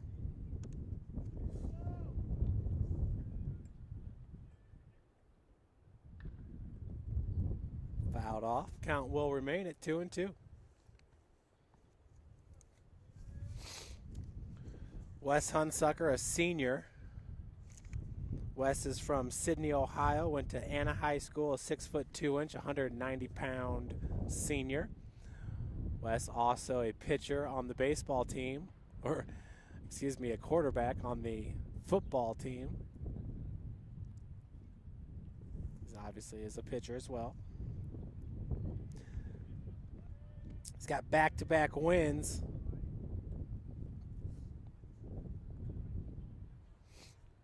Coming into today's game. Another one fouled off into the cemetery. He's also set a USF record for starts. This is his 48th career start. And he enters today with 305 and a third innings pitched.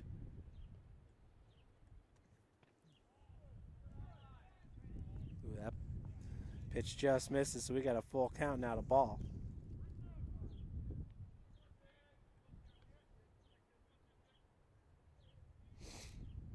His 305 innings is also a St. Francis record. Curveball just misses. So Steve Ball is going to get a walk with 2 outs. That'll bring up Alex Arthur, the catcher.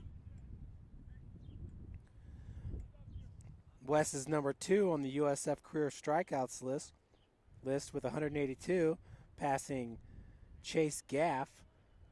Gaff, who played from 2008 to 2010, he finished with 181 strikeouts. Heading for Marian, Arthur. His 22 complete games in his career is number 3 on the list, behind Doug Warner and Jared Rydell. Jared Rydell, the first baseman, pitcher from a year ago, great hitter, great pitcher. 0-1, the count to Arthur. Fouls that off. 0-2's the count.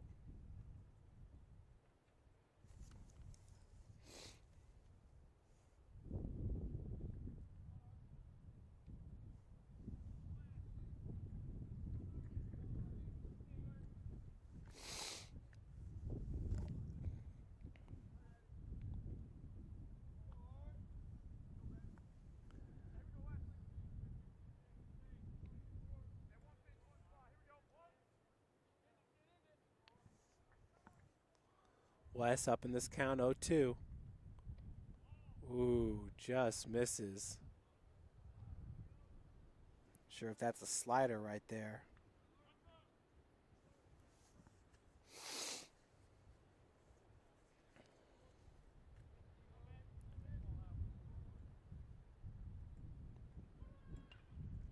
Another one fouled off. Running on the play was Ball.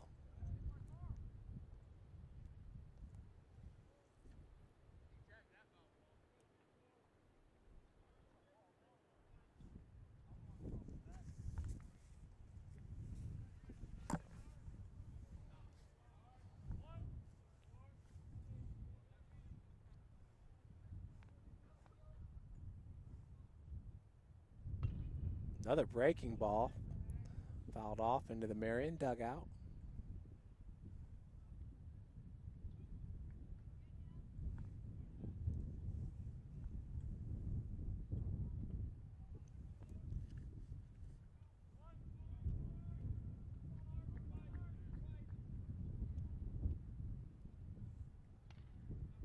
Ball hit right back at Hunsucker. Comes up firing to Tucker for out number 3. Good start to the game here for the Cougars as we head to the bottom of the first. Knotted at 0.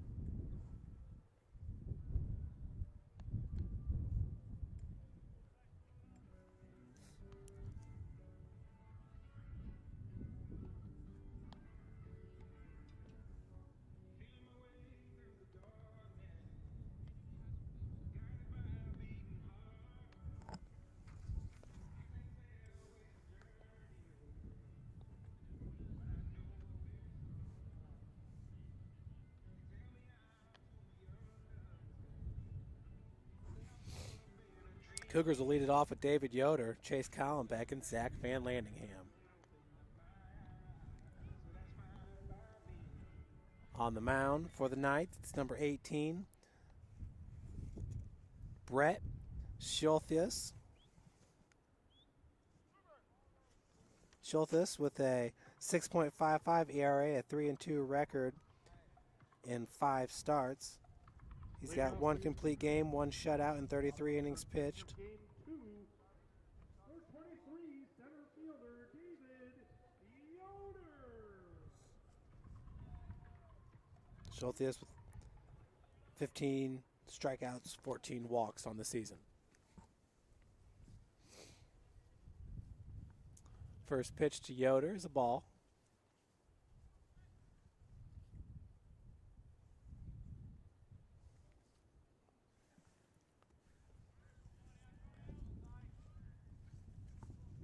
David up in this count 2-0. In game number 1, David had a single and scored a run in the first inning and had a single in the 5th. He was 2 for 3 in game number 1. Ball down low, he's up in this count 3-0.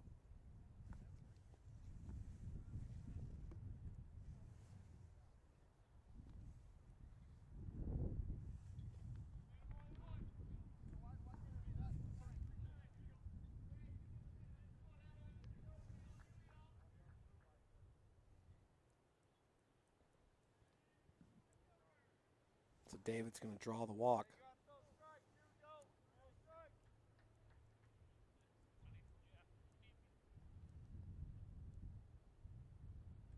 Your Cougar batter, number 12, shortstop, Chase Hollenbeck.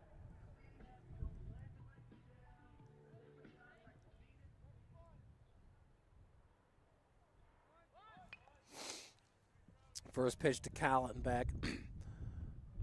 Put down on the ground to advance Yoder to second base.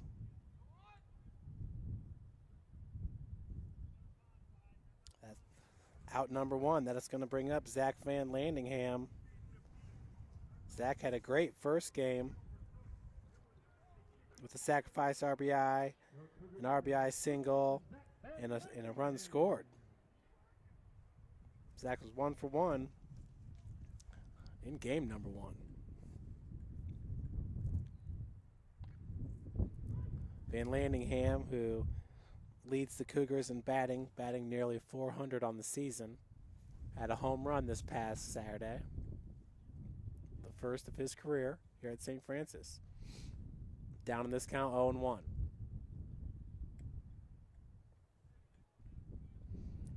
He can really swing it. Might even be the strongest player on the team.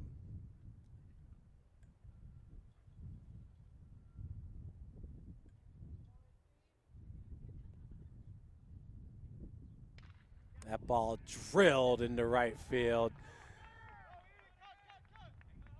So that will advance Yoder to third. Playing second base here in game number 2 for Marian is Brett Jackson. Just over his outstretched reach. So with 1 out, runners at first and third after the Zach Van Landingham single. That's going to bring up Kyle McKay, the DH.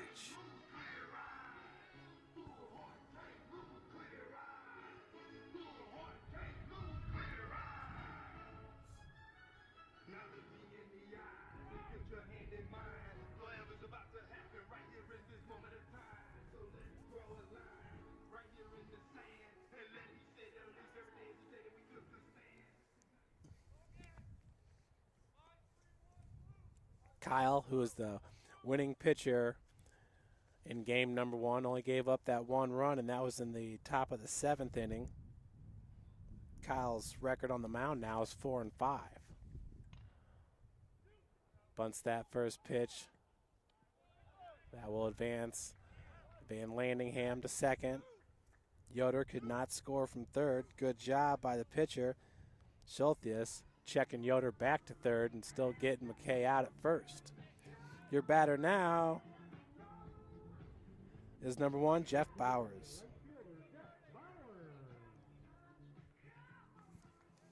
Bowers, who had a nice first game as well, had a 2 RBI triple, a double, and scored a run. First pitch strike to Bowers.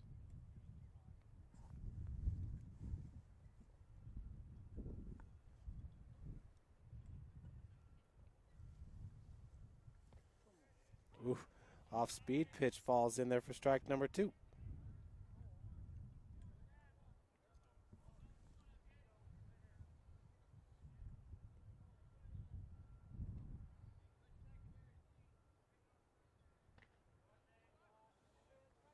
Pitch misses outside, so 1-2 is your count. Hey Cam, you used to play baseball, right? Yeah, up until junior year of high school. First base? Yep, first and pitcher. Sophomore year of high school was my last pitching year, but That pitch was fouled off. So Bowers with another chance at it with runners at second and third and 2 outs.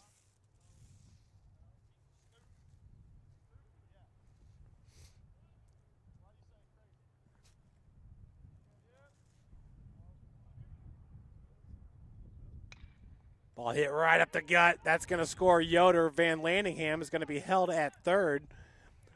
RBI single by Jeff Bowers, and the Cougars take the lead. 1-0. See you, Cam. Zach Van Landingham at third. So we got runners at the corners for Tanner Foster. Jeff Bowers continues his clutch hitting here in the doubleheader versus Marian.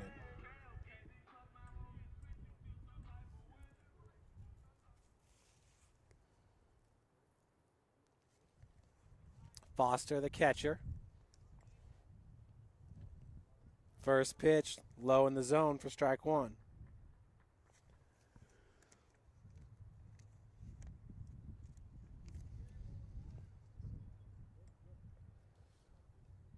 Tanner was 0 for 2 in game number 1 with the sacrifice.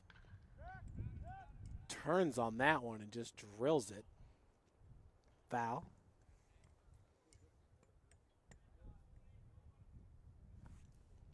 Oh, 2 your count.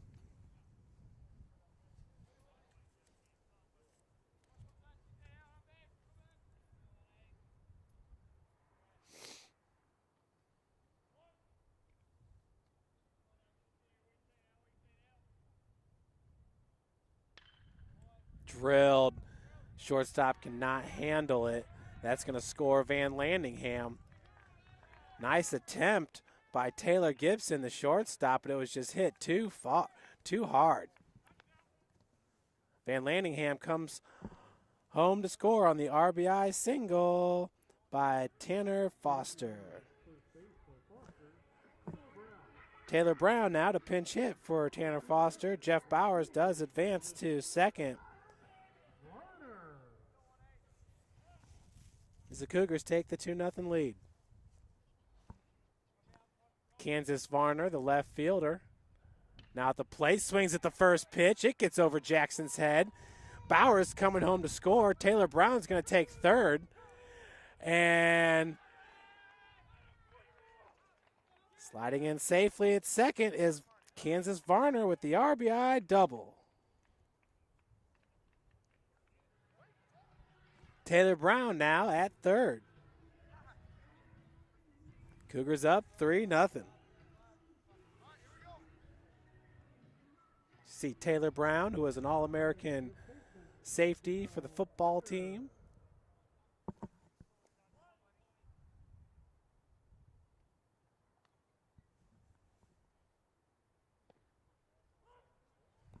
First pitch, strike to Miguel Tucker. Miguel in game number 1 was 0 for 3. Ooh, breaking ball inside. Called for strike number 2.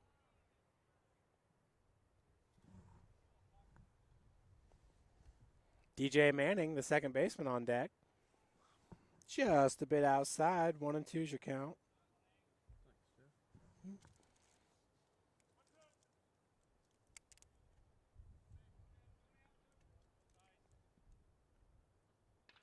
Swung on, popped up.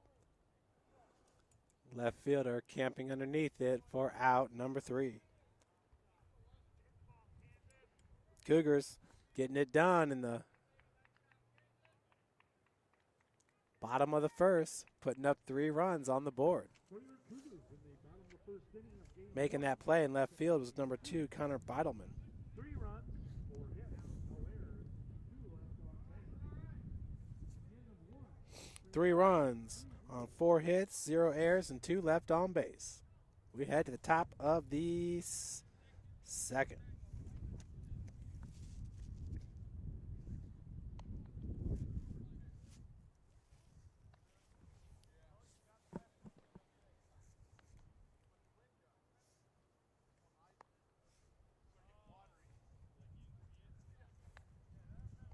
Marian going to bring to the plate the center fielder.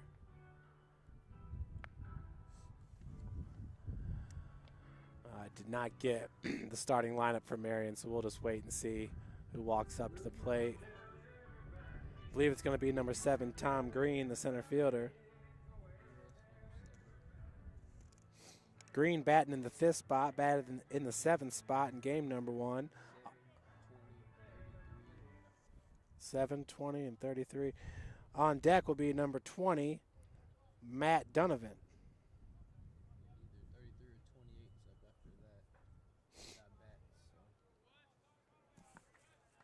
Number 33, Tanner Payton in the hole. Center fielder, Green.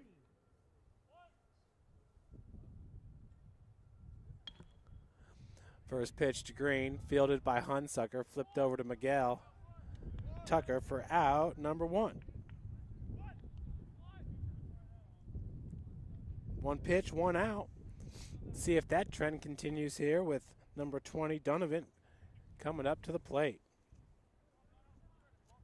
Batting for Marian, the DH, Donovan. Donovan had 2 hits in game number 1. He was 2 for 3. Swings at the first pitch. Kansas Varner on it for out number 2. 2 pitches, 2 outs. For the batter, Tanner Payton. Payton, with a .217 batting average, has 15 hits and 69 at-bats, 6 runs, 1 double, swings at the first pitch. Manning comes up with it. Dug out of the dirt by Tucker for out number 3. That is as good as it gets right there, folks. 3 pitches, 3 outs. As we head to the bottom of the second. For Marian in the top of the second inning, no runs, no hits, no errors, nobody left on base. The end of 1.5. The Impressive leads 3-0. The Cougars are coming to bat.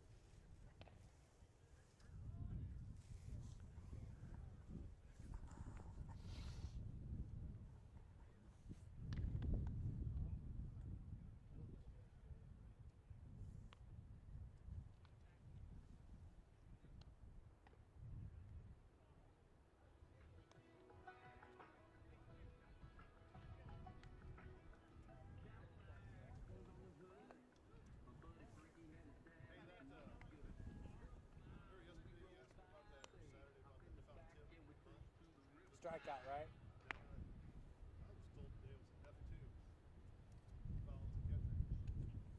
F2. I looked it up on the web that, what's that? Yeah. I don't know. I mean, I went to the first site that I saw and it said it was a strikeout, but F2, so the put out would go to the catcher. Yeah. So here in the bottom of the second, it's going to be the number 9 batter, DJ Manning, to lead it off. DJ takes that first pitch for a ball. In game number 1, DJ was 0 for 3, reached safely on 2 errors and 2 different ABs. Fouls that pitch off, 1-1's your count.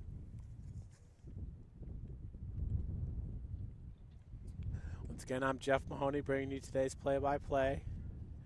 And on the camera is Eric Humphrey, senior getting ready to graduate. Just finished up his last season on the Cougar football team as the curveball falls in for strike number 2.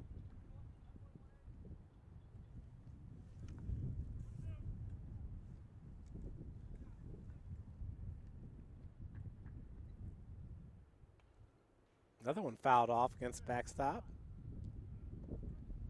The on deck circle, it's your leadoff batter, David Yoder.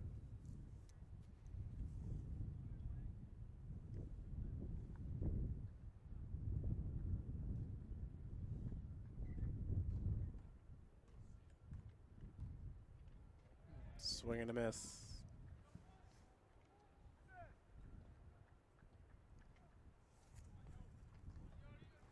Schultes gets his first strikeout of the game. We got 1 out, and your batter is David Yoder.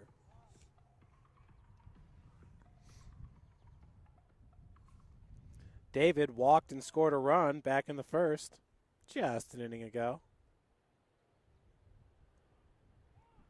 Wow. Folks, these wind gusts are upwards of 25 miles an hour, as you just saw a bunch of infield dirt get kicked around.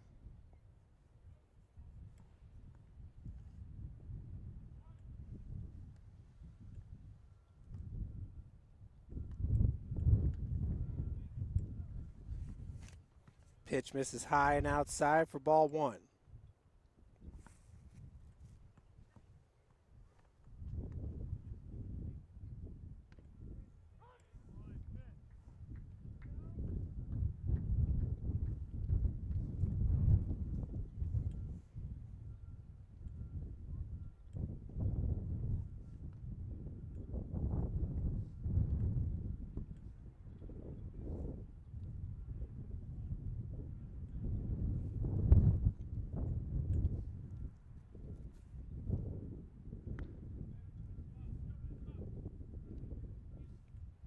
David Yoder, who is a career .340 batting average.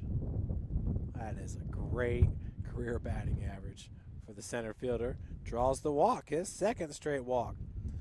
Probably has one of the best eyes in the Crossroads League as well. David entered today's game with 29 walks on the season.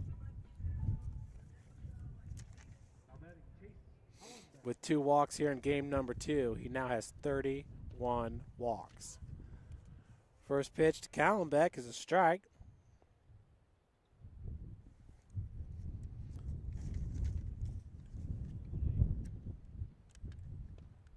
Breaking ball misses up and in. Chase had 2 sacrifices in game number 1 and laid down a sacrifice bunt here back in the first inning.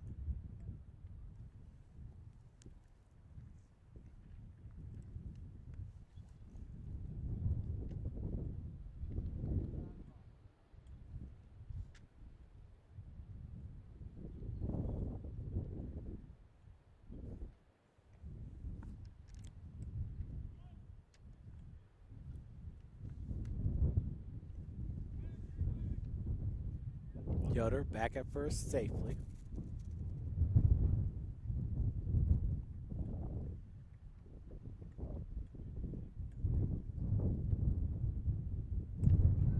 Runner's off. As the hit and run was on, Callenbeck fouls it off. I believe we got a 1-2 count here to Chase.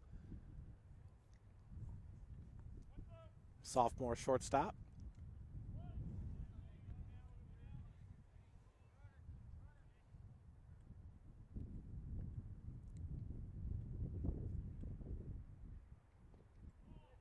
Another breaking ball. That one misses outside.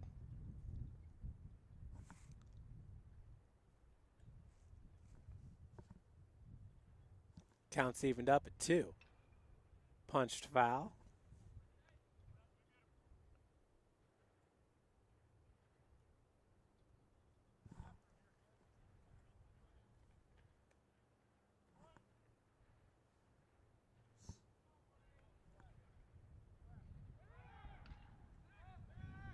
Popped up into left field.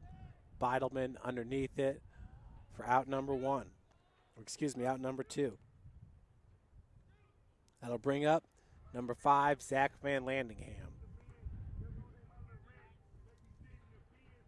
Your Cougar batter, Zach Van Landingham. Zach had a single and scored a run back in the first. In game number 1, he was 1 for 1 with 2 runs scored and RBI. That's going out of bounds. Out of play.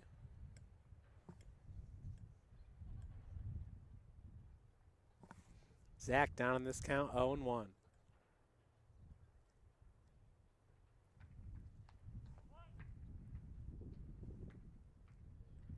Quick throw. Yoder back safely.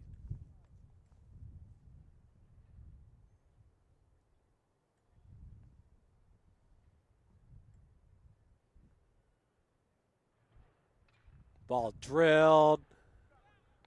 Jackson there to make the grab for out number 3.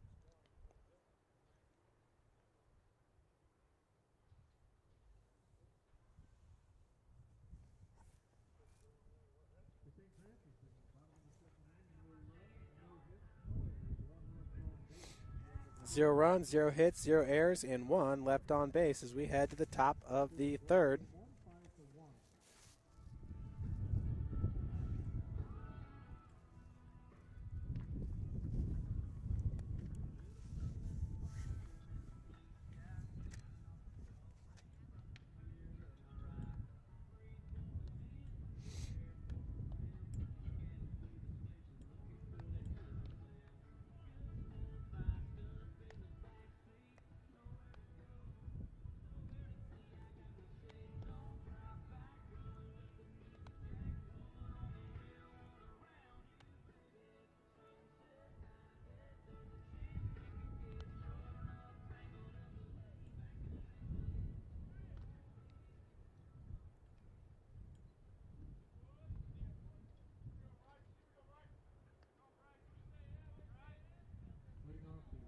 Third inning for Marian, the third baseman, Legel.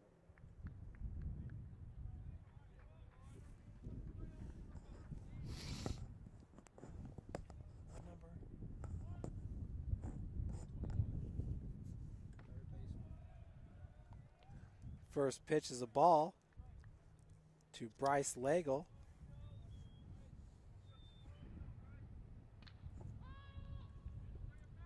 Popped up Van Landingham by the dugout. makes the grab. Tough, tough play right in front of the Cougar dugout.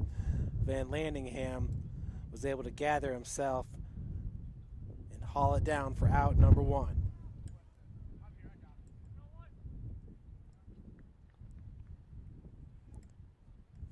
Now batting Beetleman.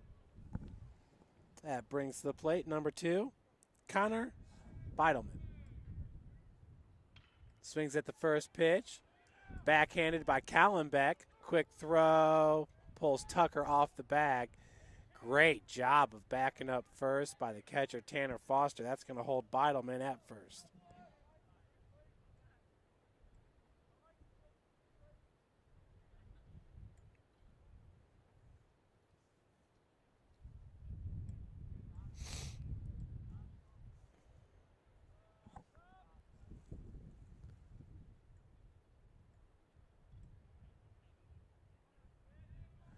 That'll bring to the plate number 6, Brett Jackson.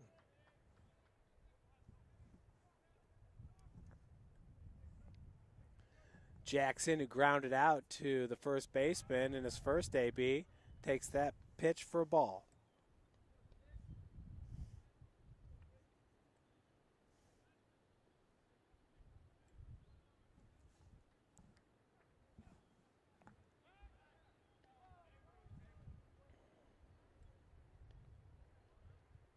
Beidelman easily back to first.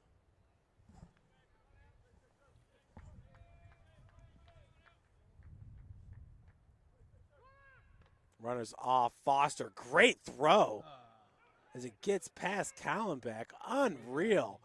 That is one of the wildest plays you'll ever see. As Beidelman knew he was gunned. I mean, Foster came up firing. So he stopped halfway on, a little bit more than halfway to second. The ball squirts into the outfield, so he had to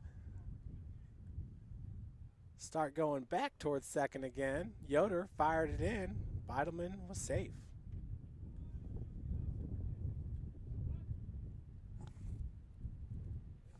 Two and one now the count to Jackson.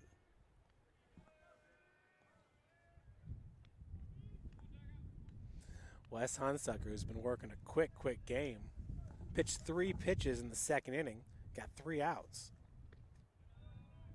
That one's going to miss up and in. 3-1's the count to Jackson.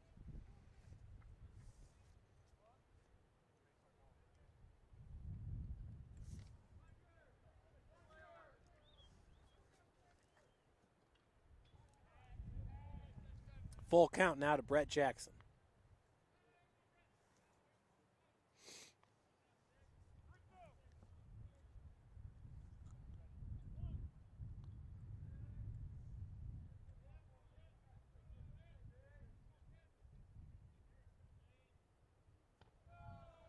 Pitch misses up and out, so Wes Hunsucker with his first walk of the game. We have runners at first and second for Taylor Gibson. Gibson, who grounded out to the shortstop Callenbeck in his first AB back in the first. Gibson, the number 2 batter.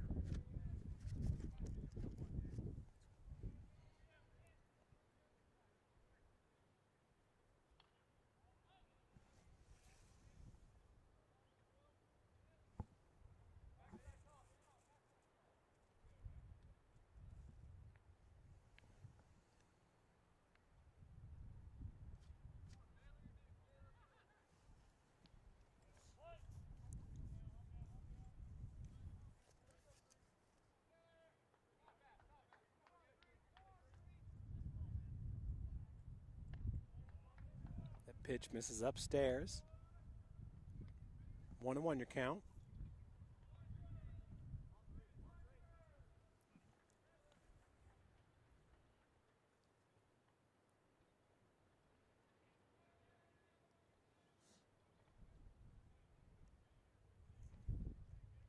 It's number 3, the shortstop, Taylor Gibson.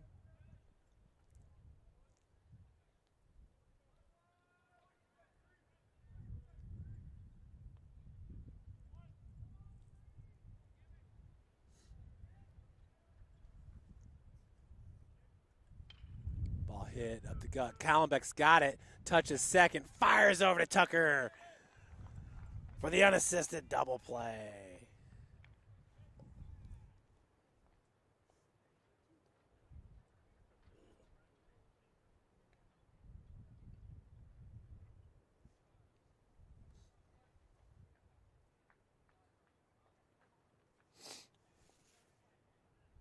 Cougars up 3-0 as we head to the bottom of the third.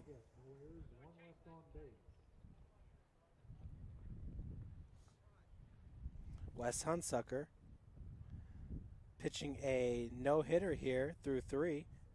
Does have 2 walks. Cougars going to lead it off with Kyle McKay.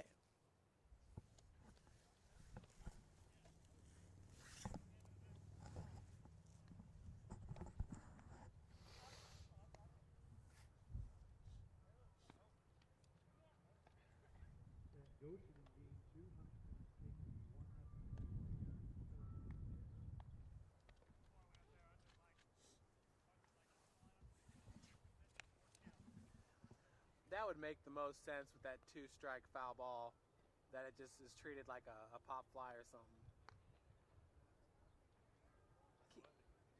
Can't really give him a strikeout, can you?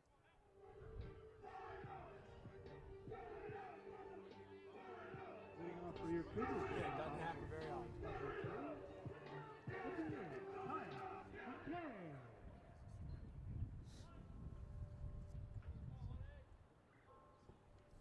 So Kyle McKay takes that first pitch low and outside for ball 1. Mike. McKay takes that first pitch for ball number 1. Swings at the second. Ooh.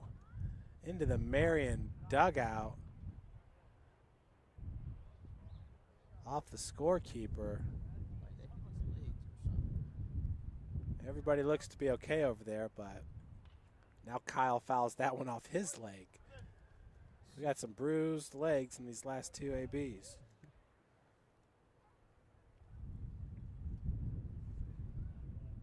The last 2 pitches, I should say.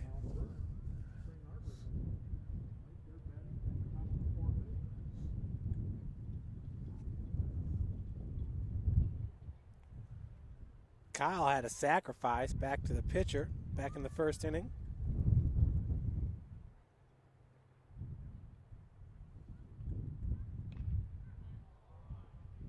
That's another one he nearly fouled off his leg. Maybe he did.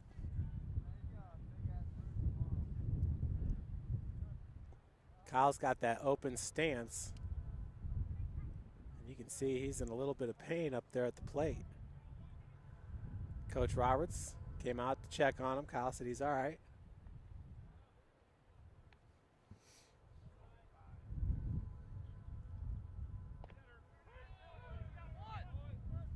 Gets him looking for out number 1. So for Schultz, that's his second strikeout of the game.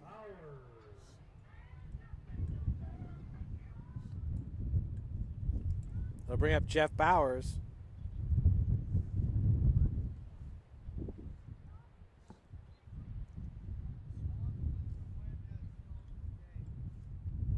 Who scored a run. The RBI back in the first. He's 1 for 1.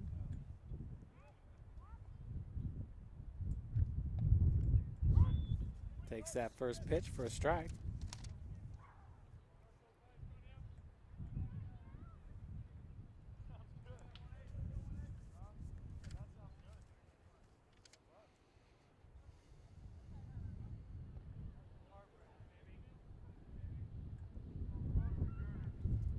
Counts evened up at 1 apiece.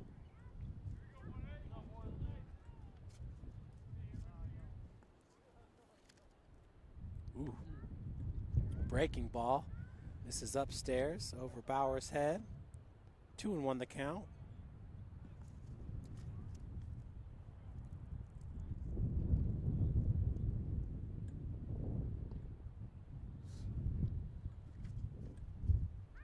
Pitch misses outside. 3-1 now to Jeff Bowers, the right fielder.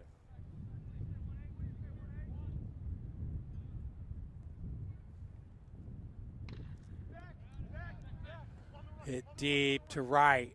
That's going to get over the head of Ball. Bowers rounding second into third. Another triple for Jeff Bowers. What a day Mr. Bowers is having at the plate. With one out, a triple. Bowers in game number one had a 2 RBI triple that gave St. Francis its 4th and 5th runs. So Jeff Bowers, just a great day at the plate. That one right there is not a whole lot that Steve Ball could do with that hit.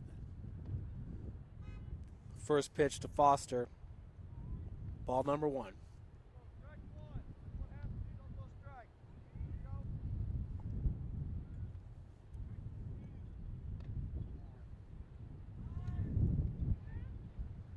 Two of the count.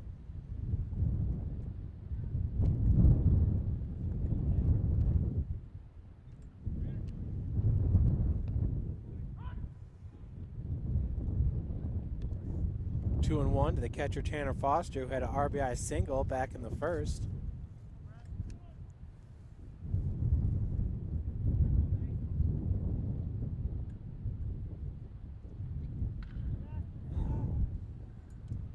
First at bat, he turned on one and drilled it foul to left field as well. 2-2 the count to Foster.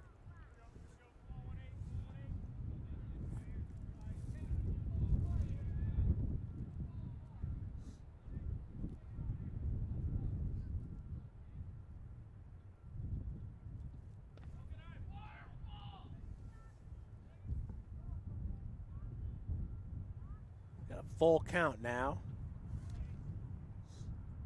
to number 19, Tanner Foster, the junior from Lakeland High School out of LaGrange, Indiana.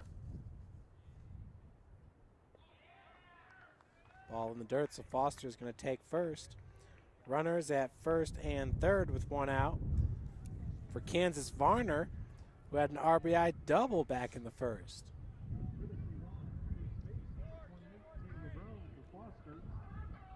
Pinch runner, Taylor Brown, into the game for Tanner Foster. It's an NAIA rule where the catcher gets to have a pinch runner.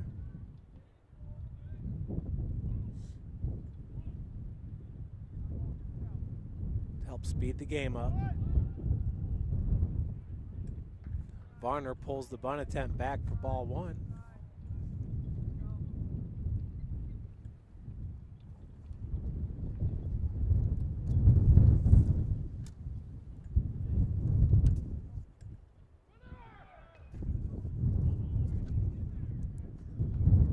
Hit and run was on there with Taylor Brown taking off. Bunted foul, 1-1 your count.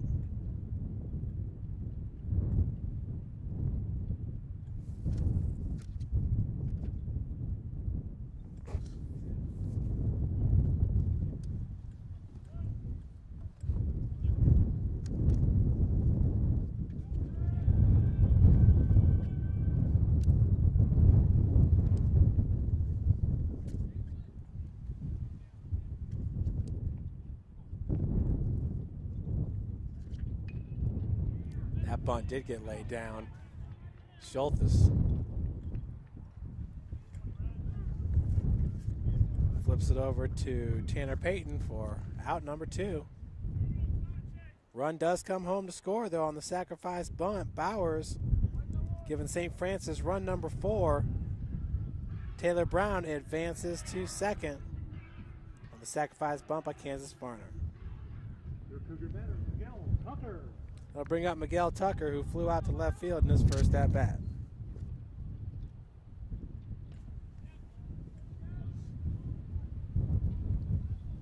Check swing for ball number 1.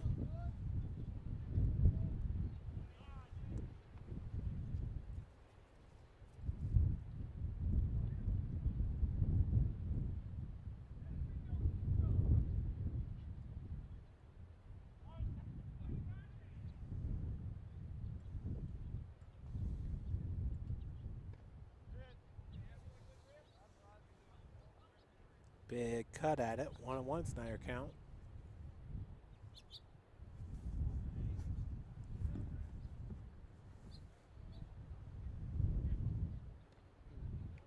Breaking ball. Falls in there. 1-2 Snyder count. To Miguel Tucker, first baseman.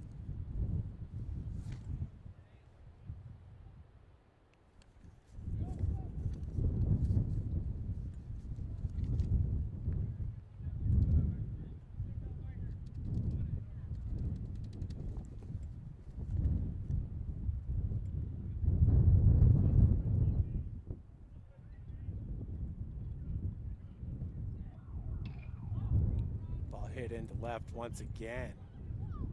Falls in between both the left fielder, Beidelman, and the center fielder, Tom Green. So Taylor Brown comes home to score. Cougars going to pick up another run.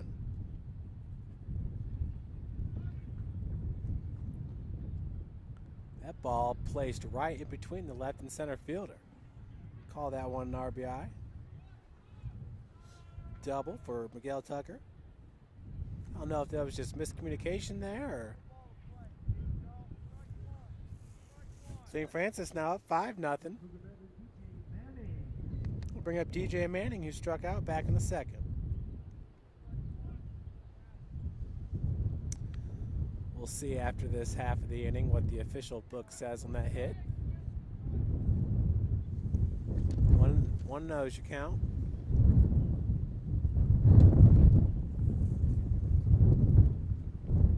Wind really starting to pick up here. If we were at 20 mile an hour before, I'd say we're getting closer to 30 mile an hour. American flag still hanging on there. Let's get back to the action. Breaking ball, sliced into right field.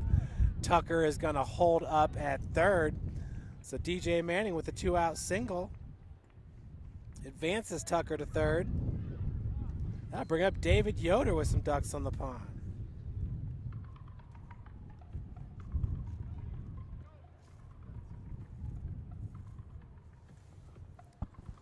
That's David's specialty song. Each guy's got a special song. Yeah, I know that. Butter was telling me about it. Your Cougar batter, David Yoder. Yoder, the 7th batter for the Cougars this inning, swings at the first pitch, picked up by Jackson for out number 3.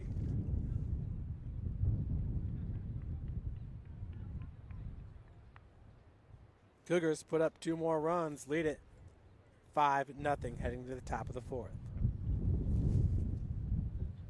For St. Francis, bottom of the third inning, 2 runs on 3 hits, no errors, 2 left on base. Yep, that certainly was a an RBI double by Miguel Tucker as it fell in between the 2 outfielders.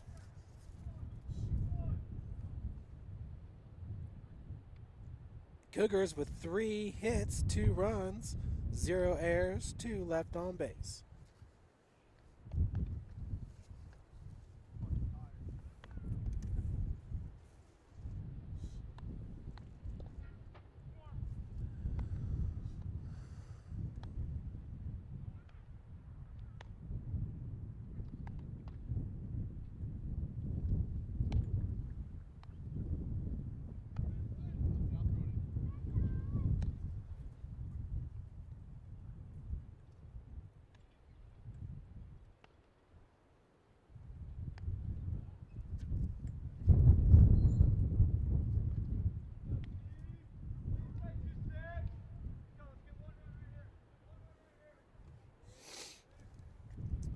So, leading off here in the top of the 4th for the Knights will be the 3 batter, Steve Ball, the right fielder. First pitch to Ball is fouled off.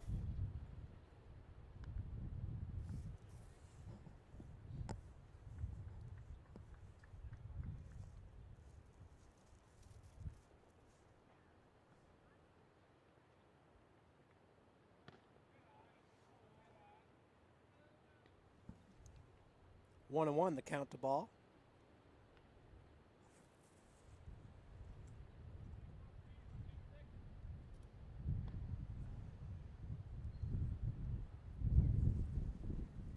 Two one your count.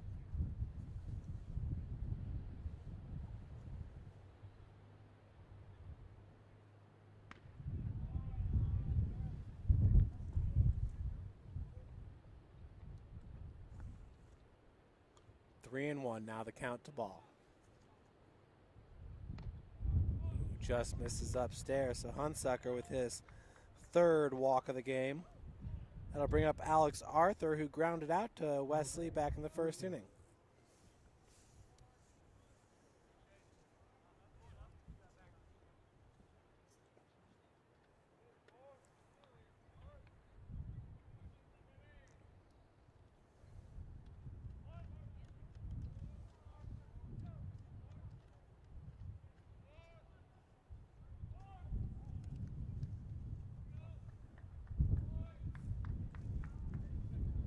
Looks like we got a balk there by Hunsucker as Arthur flashed the bunt.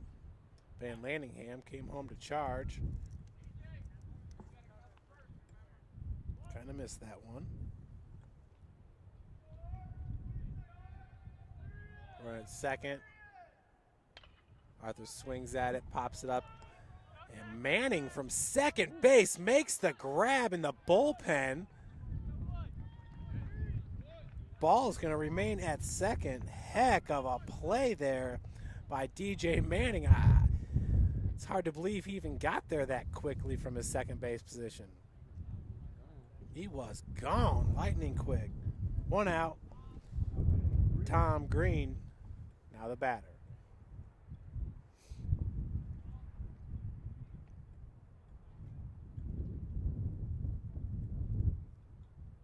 Swings at the first pitch. Varner underneath it in left field for out number 2.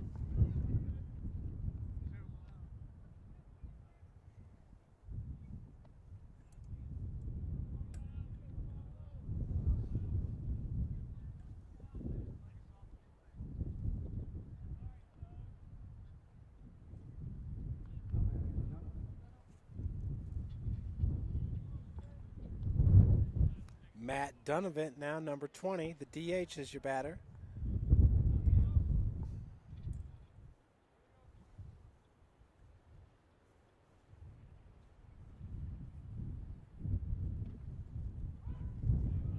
First pitch, strike. Donovan flew out to left field in his first at-bat.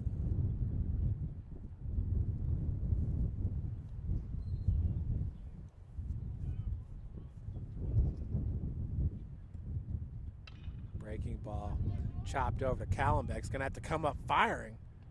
Gets him for out number 3.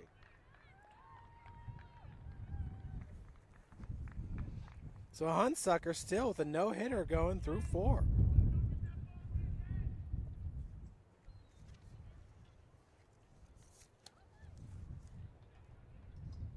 Cougars in the bottom of the 4th. Callenbeck, Van Landingham, and Kyle McKay. We'll see if McKay stays in. That last at-bat, he fouled a couple off his leg and wasn't feeling too good.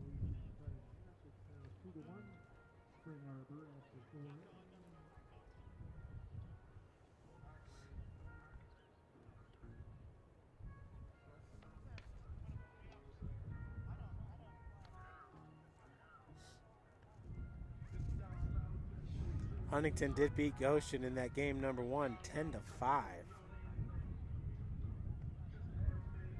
They're up 5-0 in the second game in the 4th inning.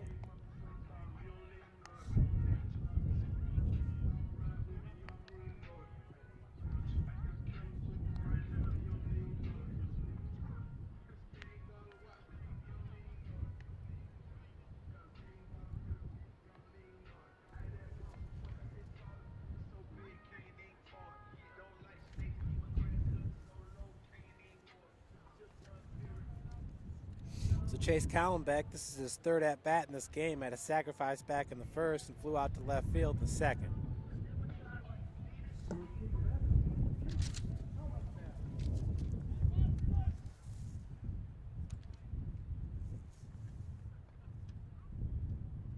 First pitch misses inside for ball one. No one's run 1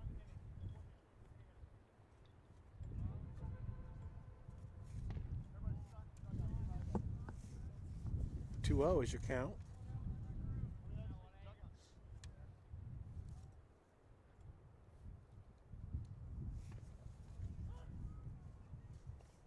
Two and one.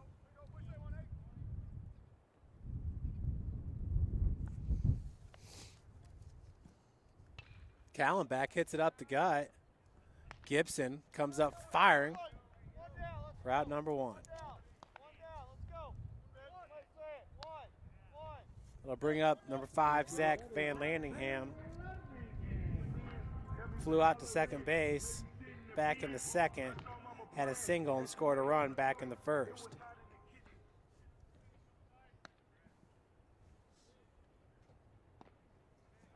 First pitch to Zach is grooved in there for strike number 1.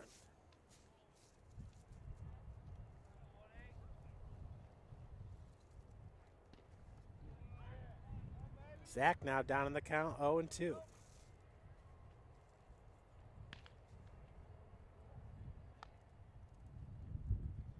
Pitch misses low and outside.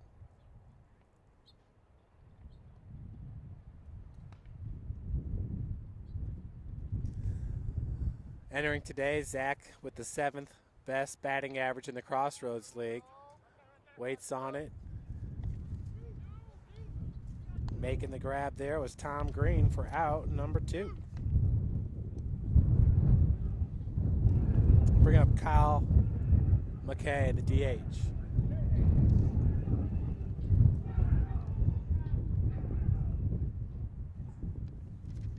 Kyle had struck out looking in the third and had a sacrifice back in the first inning. That first pitch to Kyle misses outside.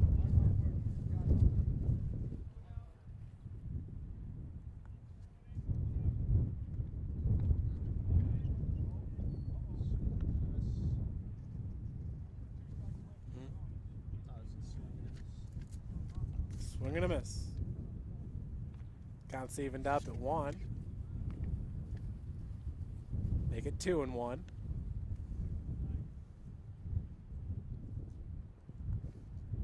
Ooh, that one drilled. What a snag by the first baseman. Flips it over to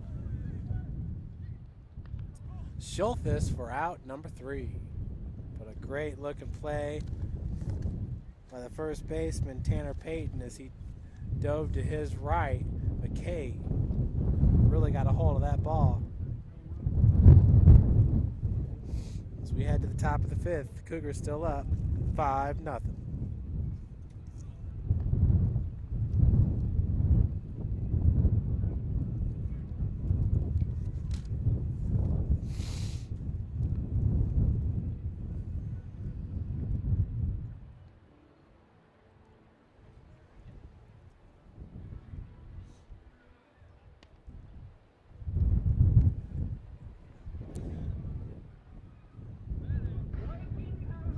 Will be the first baseman, Tanner Payton, with Bryce Lagle and Connor Beidelman, the 7, 8, 9 batters.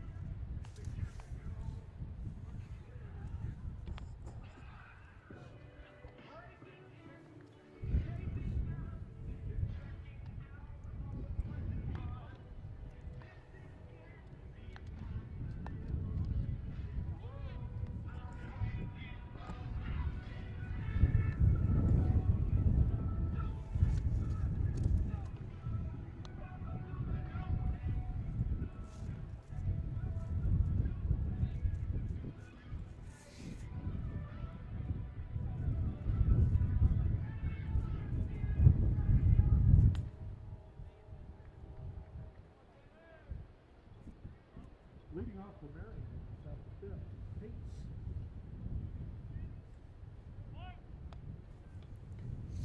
First pitch to Payton. In there for a strike.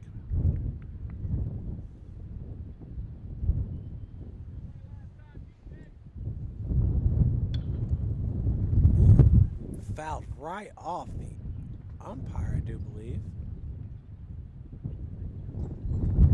I don't know if I've ever seen that.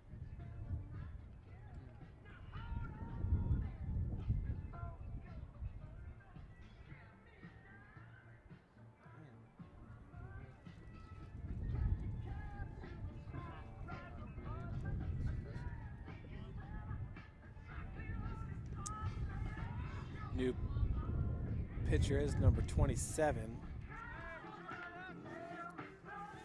for the Knights. New pitcher for Marian, replacing Sultan, number 27, Rule. I believe last name is Jewel. It's not on the lineup card either. First pitch to Bowers. Down low for a strike.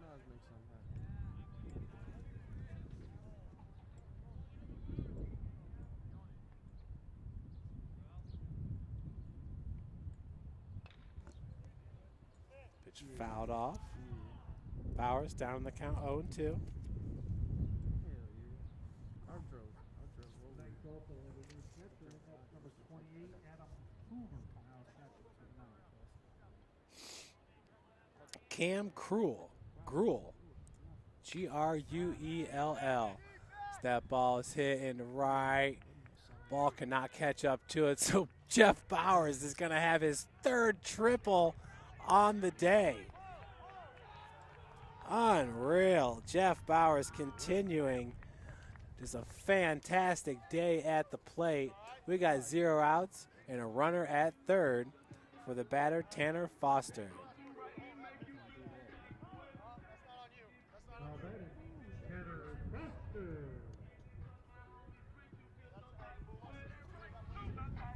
Tanner had a single, RBI single back in the first and walked and scored a run back in the third.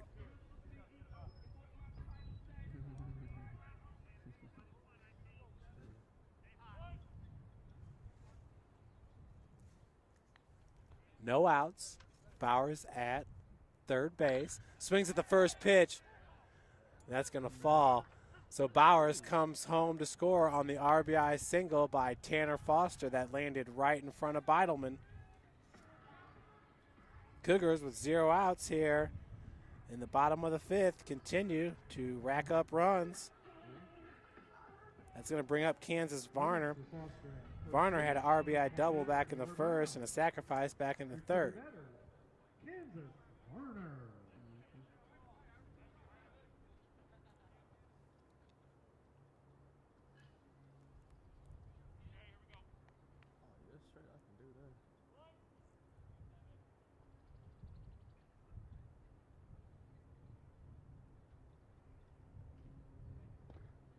First pitch down low for ball 1.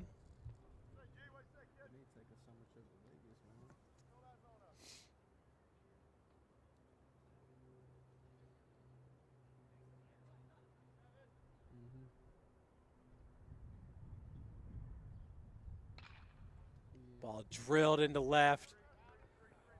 Taylor Brown, the pinch runner, is going to hold up at second. So runners at first and second.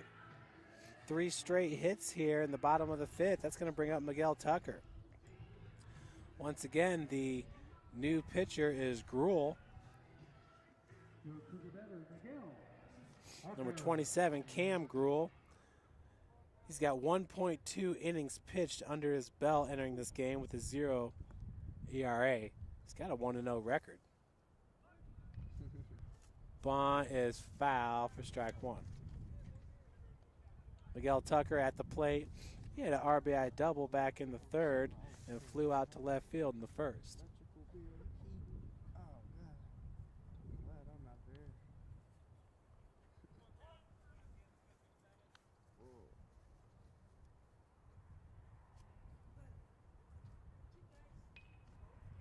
Bunt down, picked up by number 21, Bryce Legel. So Tucker is gone on the fielder's choice, but that will advance Varner and Foster, or excuse me, Taylor Brown to third and second. Your Cougar batter is DJ Manning. Your batter now, it's DJ Manning, who had a single in the third and struck out back in the second. Runners at second and third, and we got 1 out.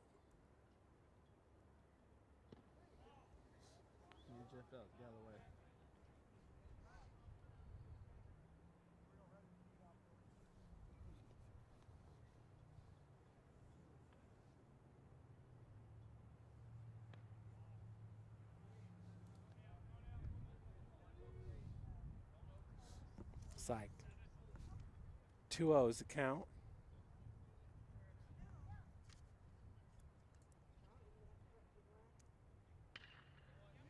That ball hit in the left field. So the hit parade continues here in the bottom of the fifth. Taylor Brown comes home to score on the RBI single by DJ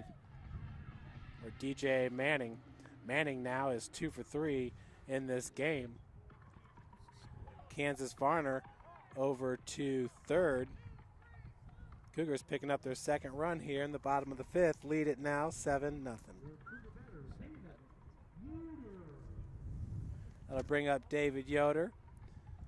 Yoder is 0 for 1 in this game with a ground out to the second baseman, Brett Jackson. Ball in the dirt. Manning will take second on the pass ball.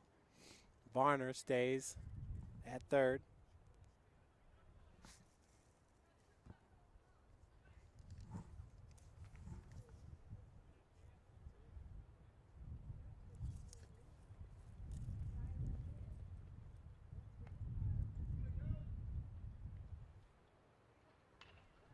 Ball hit right at Legel. Legel's got Varner in a rundown. Varner's out. So Yoder is safe on the fielder's choice. 2 gone now for the batter, Chase Callenbeck.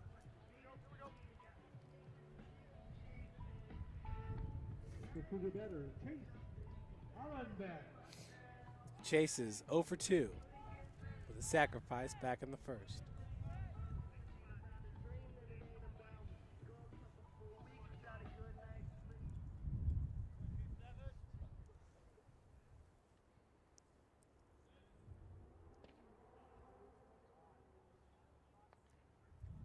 Pitch just misses for ball 1.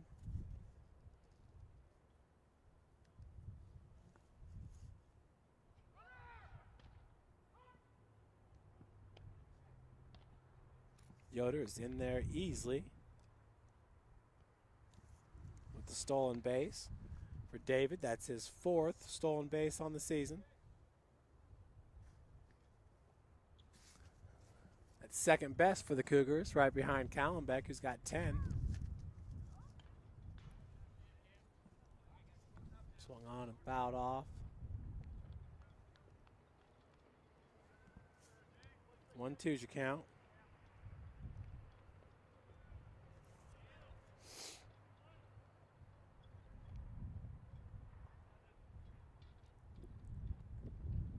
Off-speed pitch catches him. So Callenbeck goes down looking for out number 3, but the Cougars pick up 2 more runs as we head to the top of the 6th.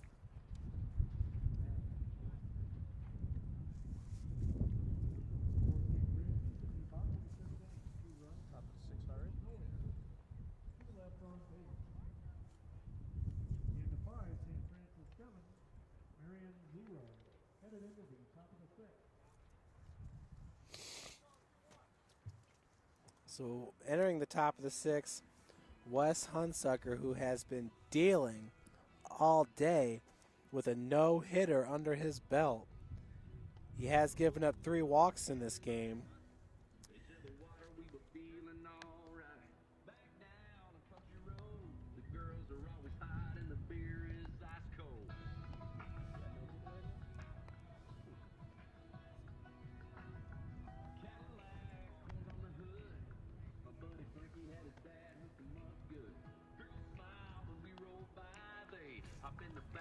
Unofficially, Wesley right now with 40 pitches in this game. That's through 5 innings. Just outstanding. That number might be a little low. Could be closer to 42. But nonetheless, a very impressive number put up here by Wes Hunsucker.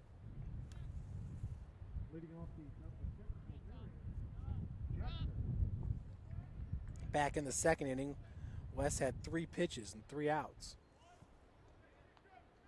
Your batter is Brett Jackson, who goes down and pops that one into right field. Bowers underneath it for out number 1.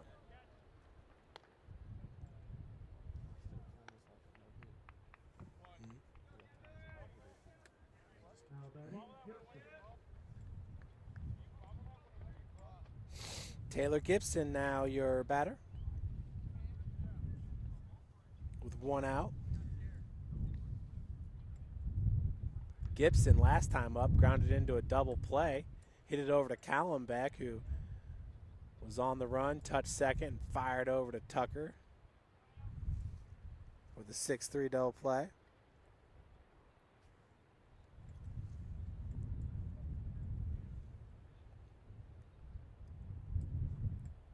Gibson grounded out to Callenbeck in the first inning as well.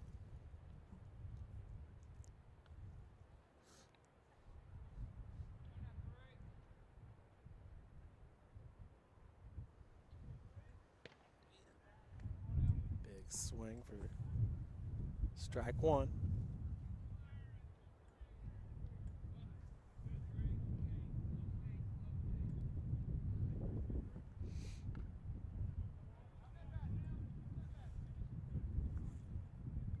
One and one's your count.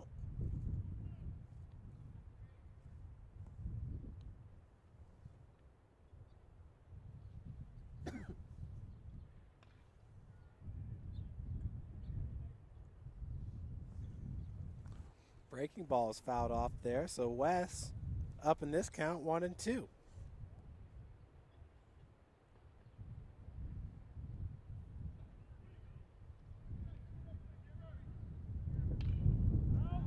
Another one fouled off.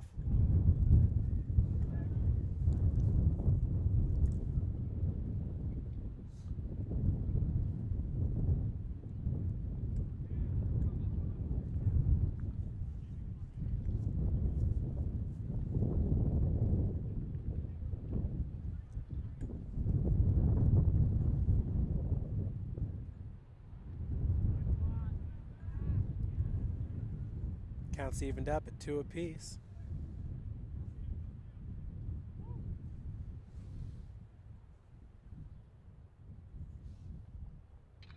Turned on.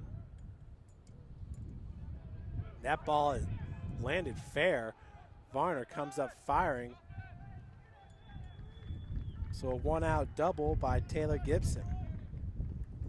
That ball was close to that left field line. It did land in fair territory.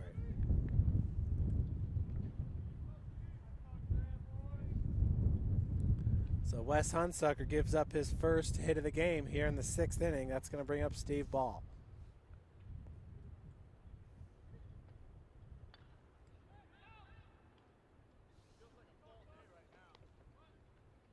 0-1 is the count to Ball.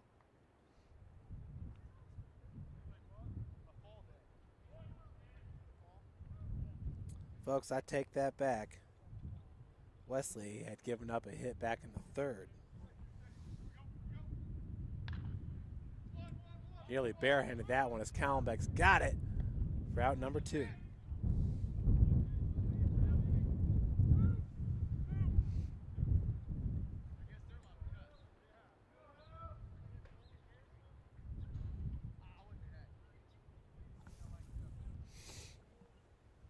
It's going to bring up number 24, Alex Arthur.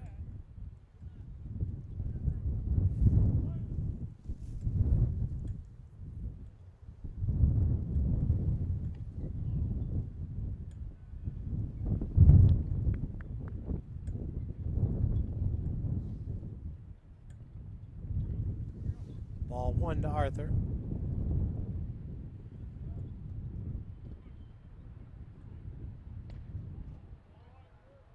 Pitch upstairs. 2-0's the count.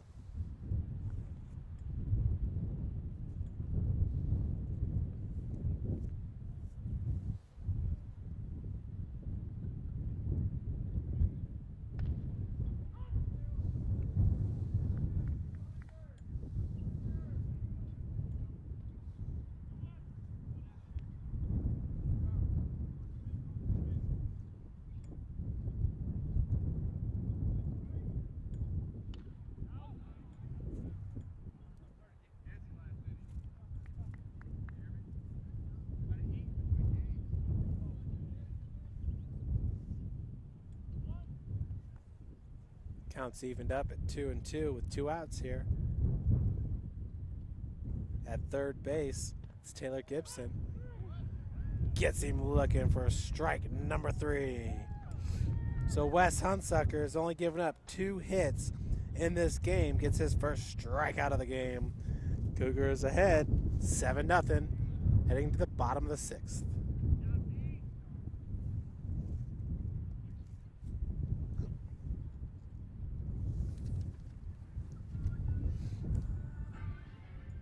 I was wrong about that no-hitter. He gave up a single back in the 3rd. So Marian's got 2 hits here, and Wes has also had 3 walks. Not bad, though.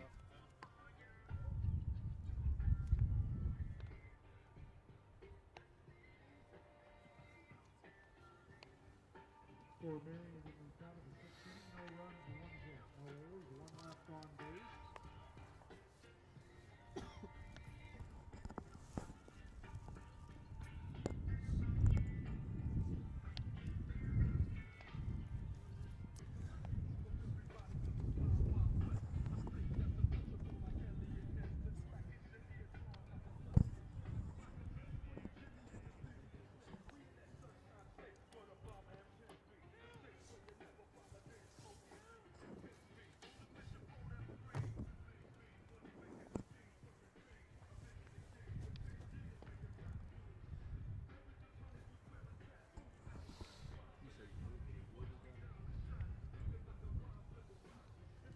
Once Marian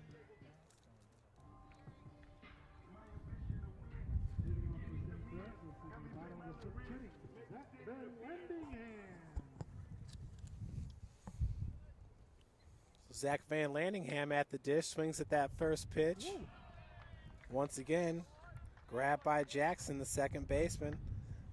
That is just about every hit Van Landingham's had in this game has been right at Jackson. So with 1 out, the batter is Kyle McKay. Kyle is 0-for-2 in this game with a sacrifice back in the 1st. First pitch is a strike to McKay.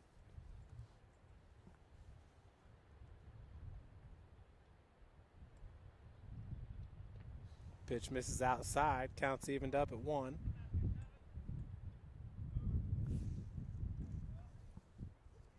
It's again on the mound, it's Gruel.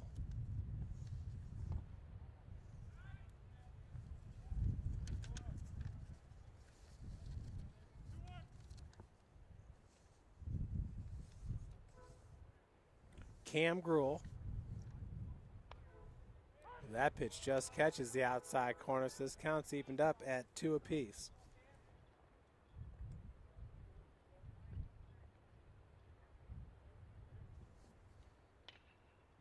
Another one hit right at the first baseman, Tanner Payton. Tanner was the last person to get Kyle McKay out as well. 2 gone, Jeff Bowers, who has had one heck of a day at the plate. Bowers with an RBI single and a run scored back in the 1st. Had a triple and a run scored back in the 3rd. Fouls off that first pitch. Oh, he got hit. So Bowers continues to occupy the base pass. He also had a triple and scored a run back in the 5th. 2 triples, a single, an RBI, and 3 runs scored here in game number 2 for Jeff Bowers. 2 outs, the batter is Tanner Foster.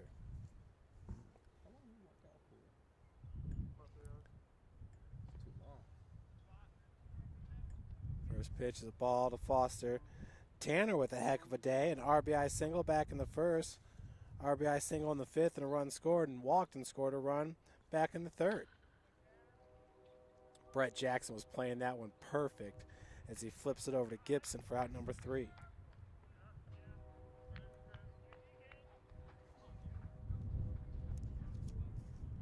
Zero runs, 0 hits, 0 errors, 1 left on base. We head to the top of the 7th. Cougars in control.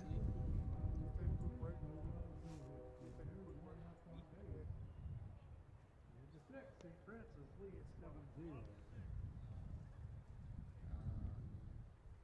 You can, I suppose. Probably can. It's on last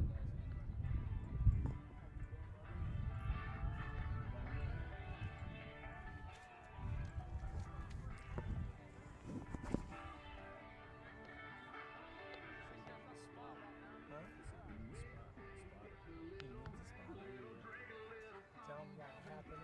What's he doing, benching? How long did he say he works out? 3 hours. That's too long. You should try to get your workout in 45 minutes.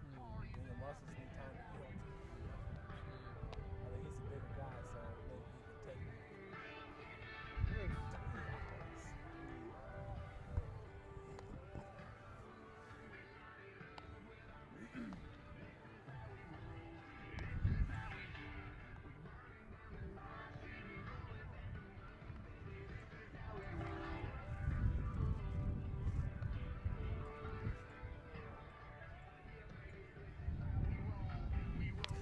Wesley Hunsucker pitching a shutout so far, just a 2-hitter. Got 1 strikeout and 3 walks in this game. I mean, this game has been Mark Burley-esque from the standpoint of, Wes has just been dealing. We get into the top of the inning. It's 3 up, 3 down. He faced 4 batters in the first, 3 in the second, 4 in the third, 4 in the fourth, 3 in the fifth, 4 in the sixth. It's Wes Hunsucker. Tom Green, the center fielder now, coming to the plate to lead off the 7th. First pitch is low for ball 1. Brendan Neal.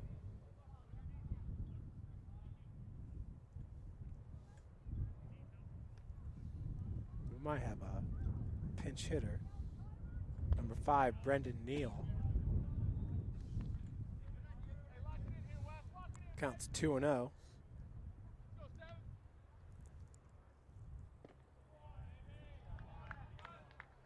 Three and 0 is the count. It is. It's number 5, Brendan Neal.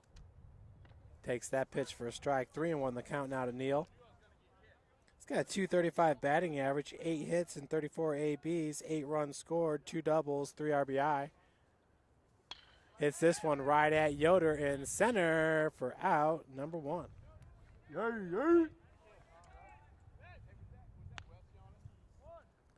That'll bring up number 20, Matt Donovan, who was 0 for 2, the DH. Now batting Donovan.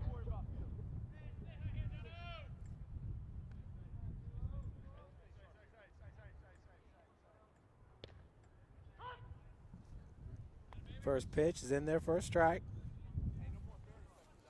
Matt Donovan, sophomore, 5'11", 180. From Warren Central High School. Warren Central, the Tigers? Warriors. The Warren Central Warriors. Popped up into left center, shallow. Yoder's got it for out, number 2. David Yoder, back-to-back putouts here in the top of the 7th. That's going to bring up Tanner Payton, the first baseman who's 0 for 2 in this game. The only players to get a hit off Wesley are Connor Beidelman, the left fielder. That was back in the 3rd. And then last inning, Taylor Gibson had a double. 1-0 count. Tanner Payton did have one heck of a play out in the field as he drills this one into center. Yoder does a good job of cutting that ball off, and he will hold Payton to first. Heck of a job there by the center fielder as that ball hitting the gap. If it would have got past Yoder, Payton would be standing on second. 2 outs, 1 runner on for Bryce Legel, the third baseman.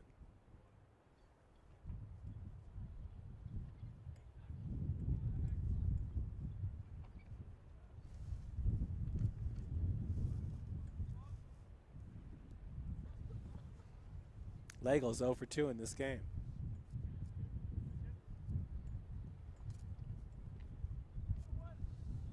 Pitch low and inside. 2-0's the count to Legel.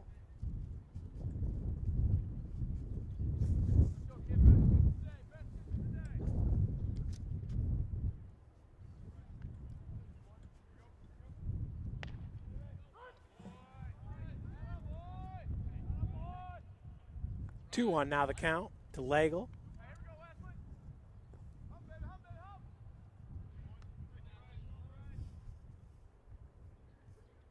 Swing and a miss. West reaching back on that one a little bit.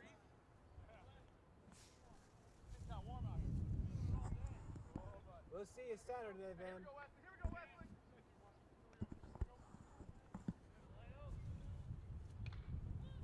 Punched at, fouled off.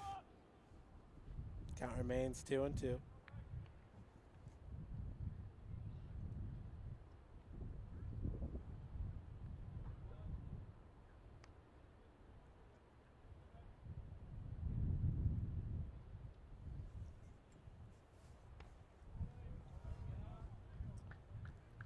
Full count.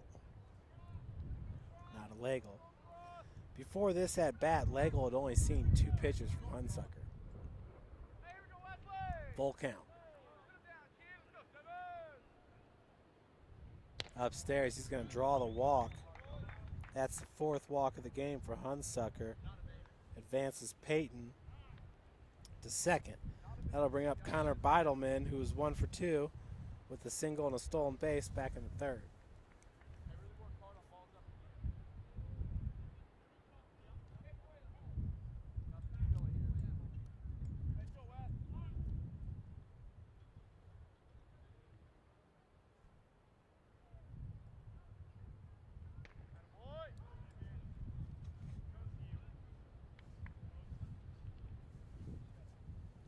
First pitch, strike to Beidelman.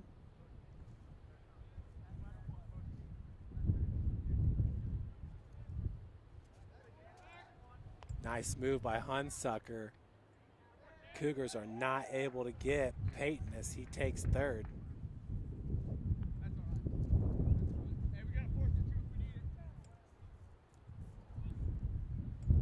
So runners at the corners now with Legel at first and Peyton at 3rd. Beidelman down in the count 0-1. Swings on it. Van Landingham keeps it in front of him, fires just a little bit late. So a run is going to come home and score there.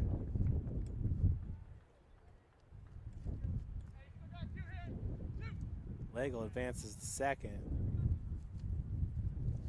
So Marian gets on the board here. 7-1 is your score. That ball just got into the body there of Van Landingham. Gonna have to go with the E5. Ball hit at Callenbeck. Fires to Tucker for out number 3. So the Cougars pull off the sweep here. 5-1 in game number 1 and 7-1 in game number 2. Hunsucker and McKay picking up the victories on the mound for St. Francis. So the Cougars will improve their record after sweeping this doubleheader to 10-12 in conference play. Marian drops to 14-16 in the conference. Cougars are now 14-25 overall with a 2-game win streak underneath their belt. St. Francis tomorrow will travel to Indiana Tech to take on the Warriors, their crosstown rival. Then on Thursday, they'll be down in Indianapolis to play another 2 with these Marian Knights.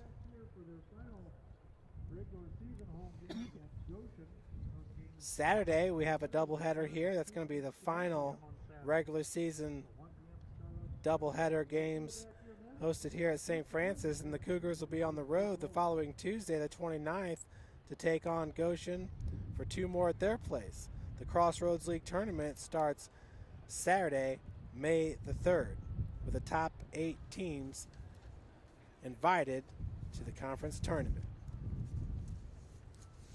great day on the mound for Wes Hunsucker and for Kyle McKay, as they were able to stymie the Marian offense.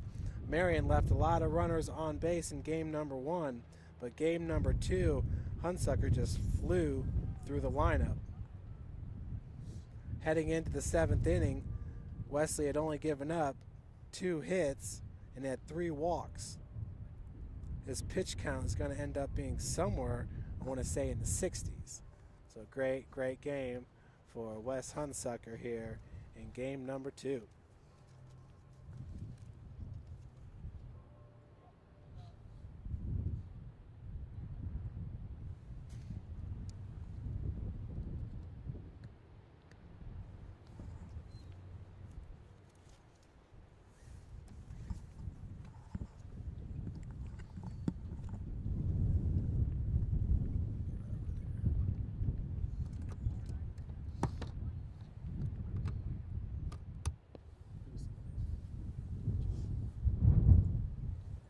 I heard it clicking.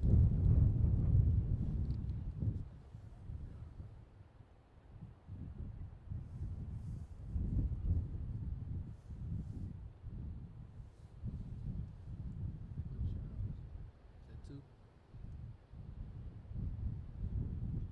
Do you have any levels for 2? There's no levels at all. The mute's on right now.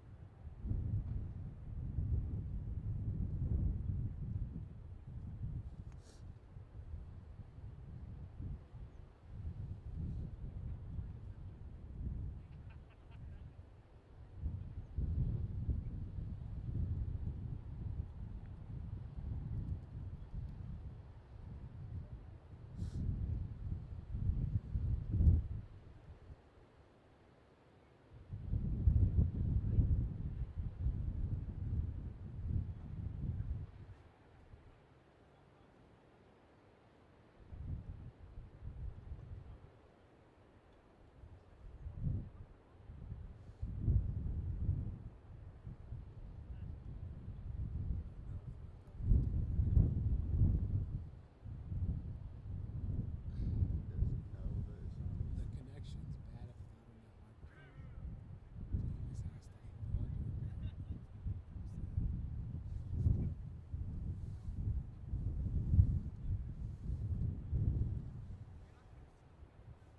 hold on to it.